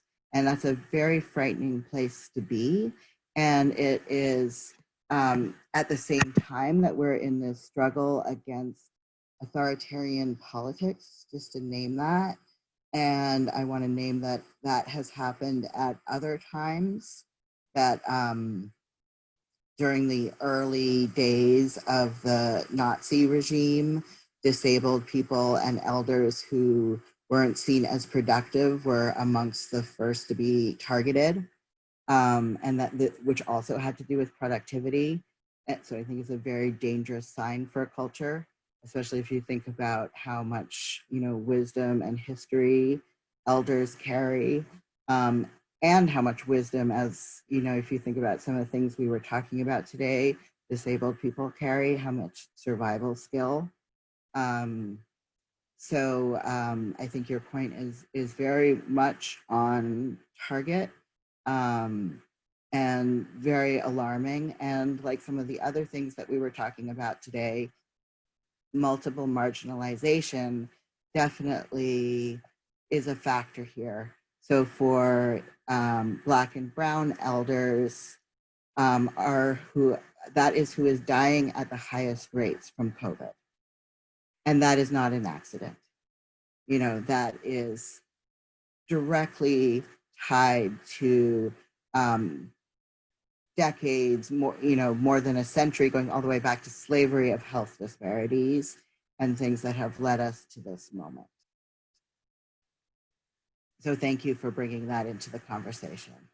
I think it's an incredibly important piece that we need to be pushing back against, no matter what age we are.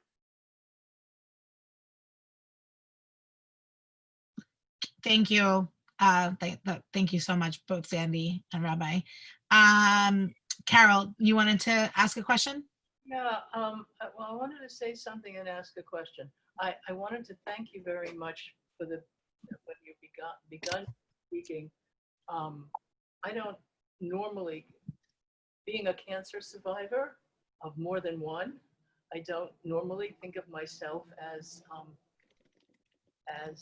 in that place of disability, but the survivor skills that I've learned as a result are with me.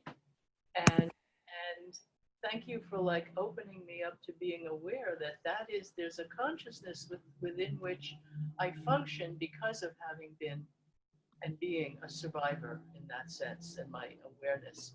So while I'm at some level not physically disabled at this point, except for a very badly stubbed toe that I'm waiting to heal. So I am in that sense, because I can't go out and I feel trapped. But it's that helplessness that it gets transformed for me in what you were saying into the awareness that that's the consciousness with which we live.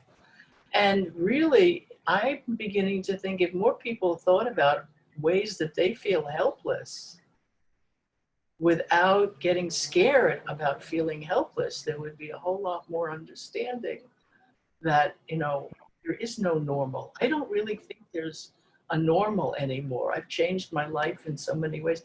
I don't think there's a normal, totally. There's the uncertainty of how we live and what goes on in the world, but I think maybe we have to get rid of thinking about any kind of normal whatsoever. So I wanted to say that. I wanted to ask you, because being an older person, I'm thinking about, I can't go out to these demonstrations or whatever. There are other things I can do, but is there, with what you're saying about the issues, the health issues related to older people, organizationally, I'd like to know who is doing things. Sure. Yeah. Thank you for asking that. So there's a lot of places that I could send you to,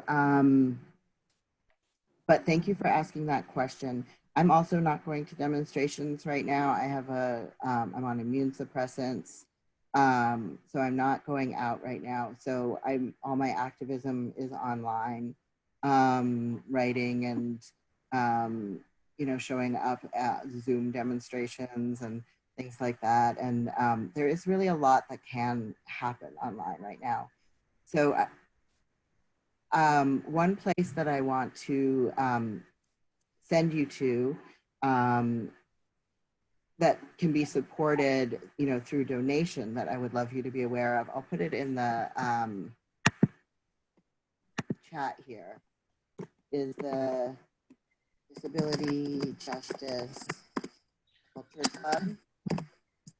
So the Disability Justice Culture Club was founded by my friend Stacy, who I mentioned, who passed away a couple weeks ago. But the work continues. It is a group led by disabled people of color, providing mutual aid to other disabled people who are generally the most marginalized, largely people of color, prioritizing people of color in the Bay Area here, although there's other mutual aid groups in other places, you know, keeping people alive, basically, as well as doing a lot of activism on exactly these issues of interdependence.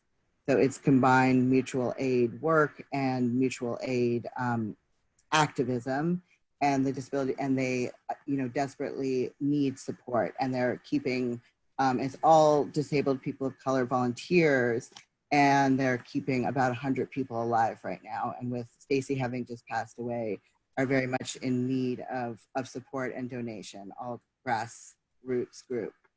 In New York, probably most of you are aware of this group, but a group that's doing amazing work right now is Jews for Racial and Economic Justice. Do you know this group? I'm very involved with JFridge, and I often share what's going on. So I did email some concrete actions that are happening, the repeal of 50A and calling, you know, for, I mean, actually I haven't emailed this part, but the budgeting around the police is another one that is important. So yeah, we definitely are connected. I'm involved, yeah. Okay, I'll give us too. So I am the Bay Area Jewish Healing Center. So we are providing spiritual care, regardless of capacity to pay for anyone experiencing grieving, illness, and dying in the Jewish community right now. And anyone who's Jewishly connected, and also tending to people's grief needs, which, as I mentioned, I think is, you know, a huge piece of this. So I want to respect I know there are other people who want to speak and ask questions, but I know that you had sort of a firm time limit in terms of what you need to protect your own physical energy. And is that, so we should close it, correct? I just want to make sure. I need to get to my kid as well. Yeah. Yeah, I'm just seeing there was some interesting questions here, but I think that Well, we'll just have to have you another time. So yeah.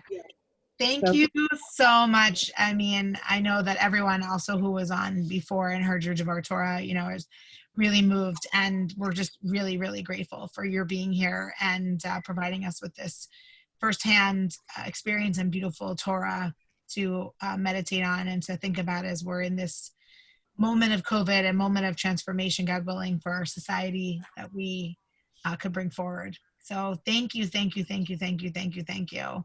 I want to appreciate you, and I want to appreciate everyone at SAJ and Kol Tzedek who were able to participate today, and for your open heart and open and for your wisdom. So thank you, everyone. We're going to log off now. Go eat your lunch, enjoy the weather, and take good care of yourselves. All right. Enjoy the weather. Take care. Bye, everyone. Thank you. Thank you. Thank you.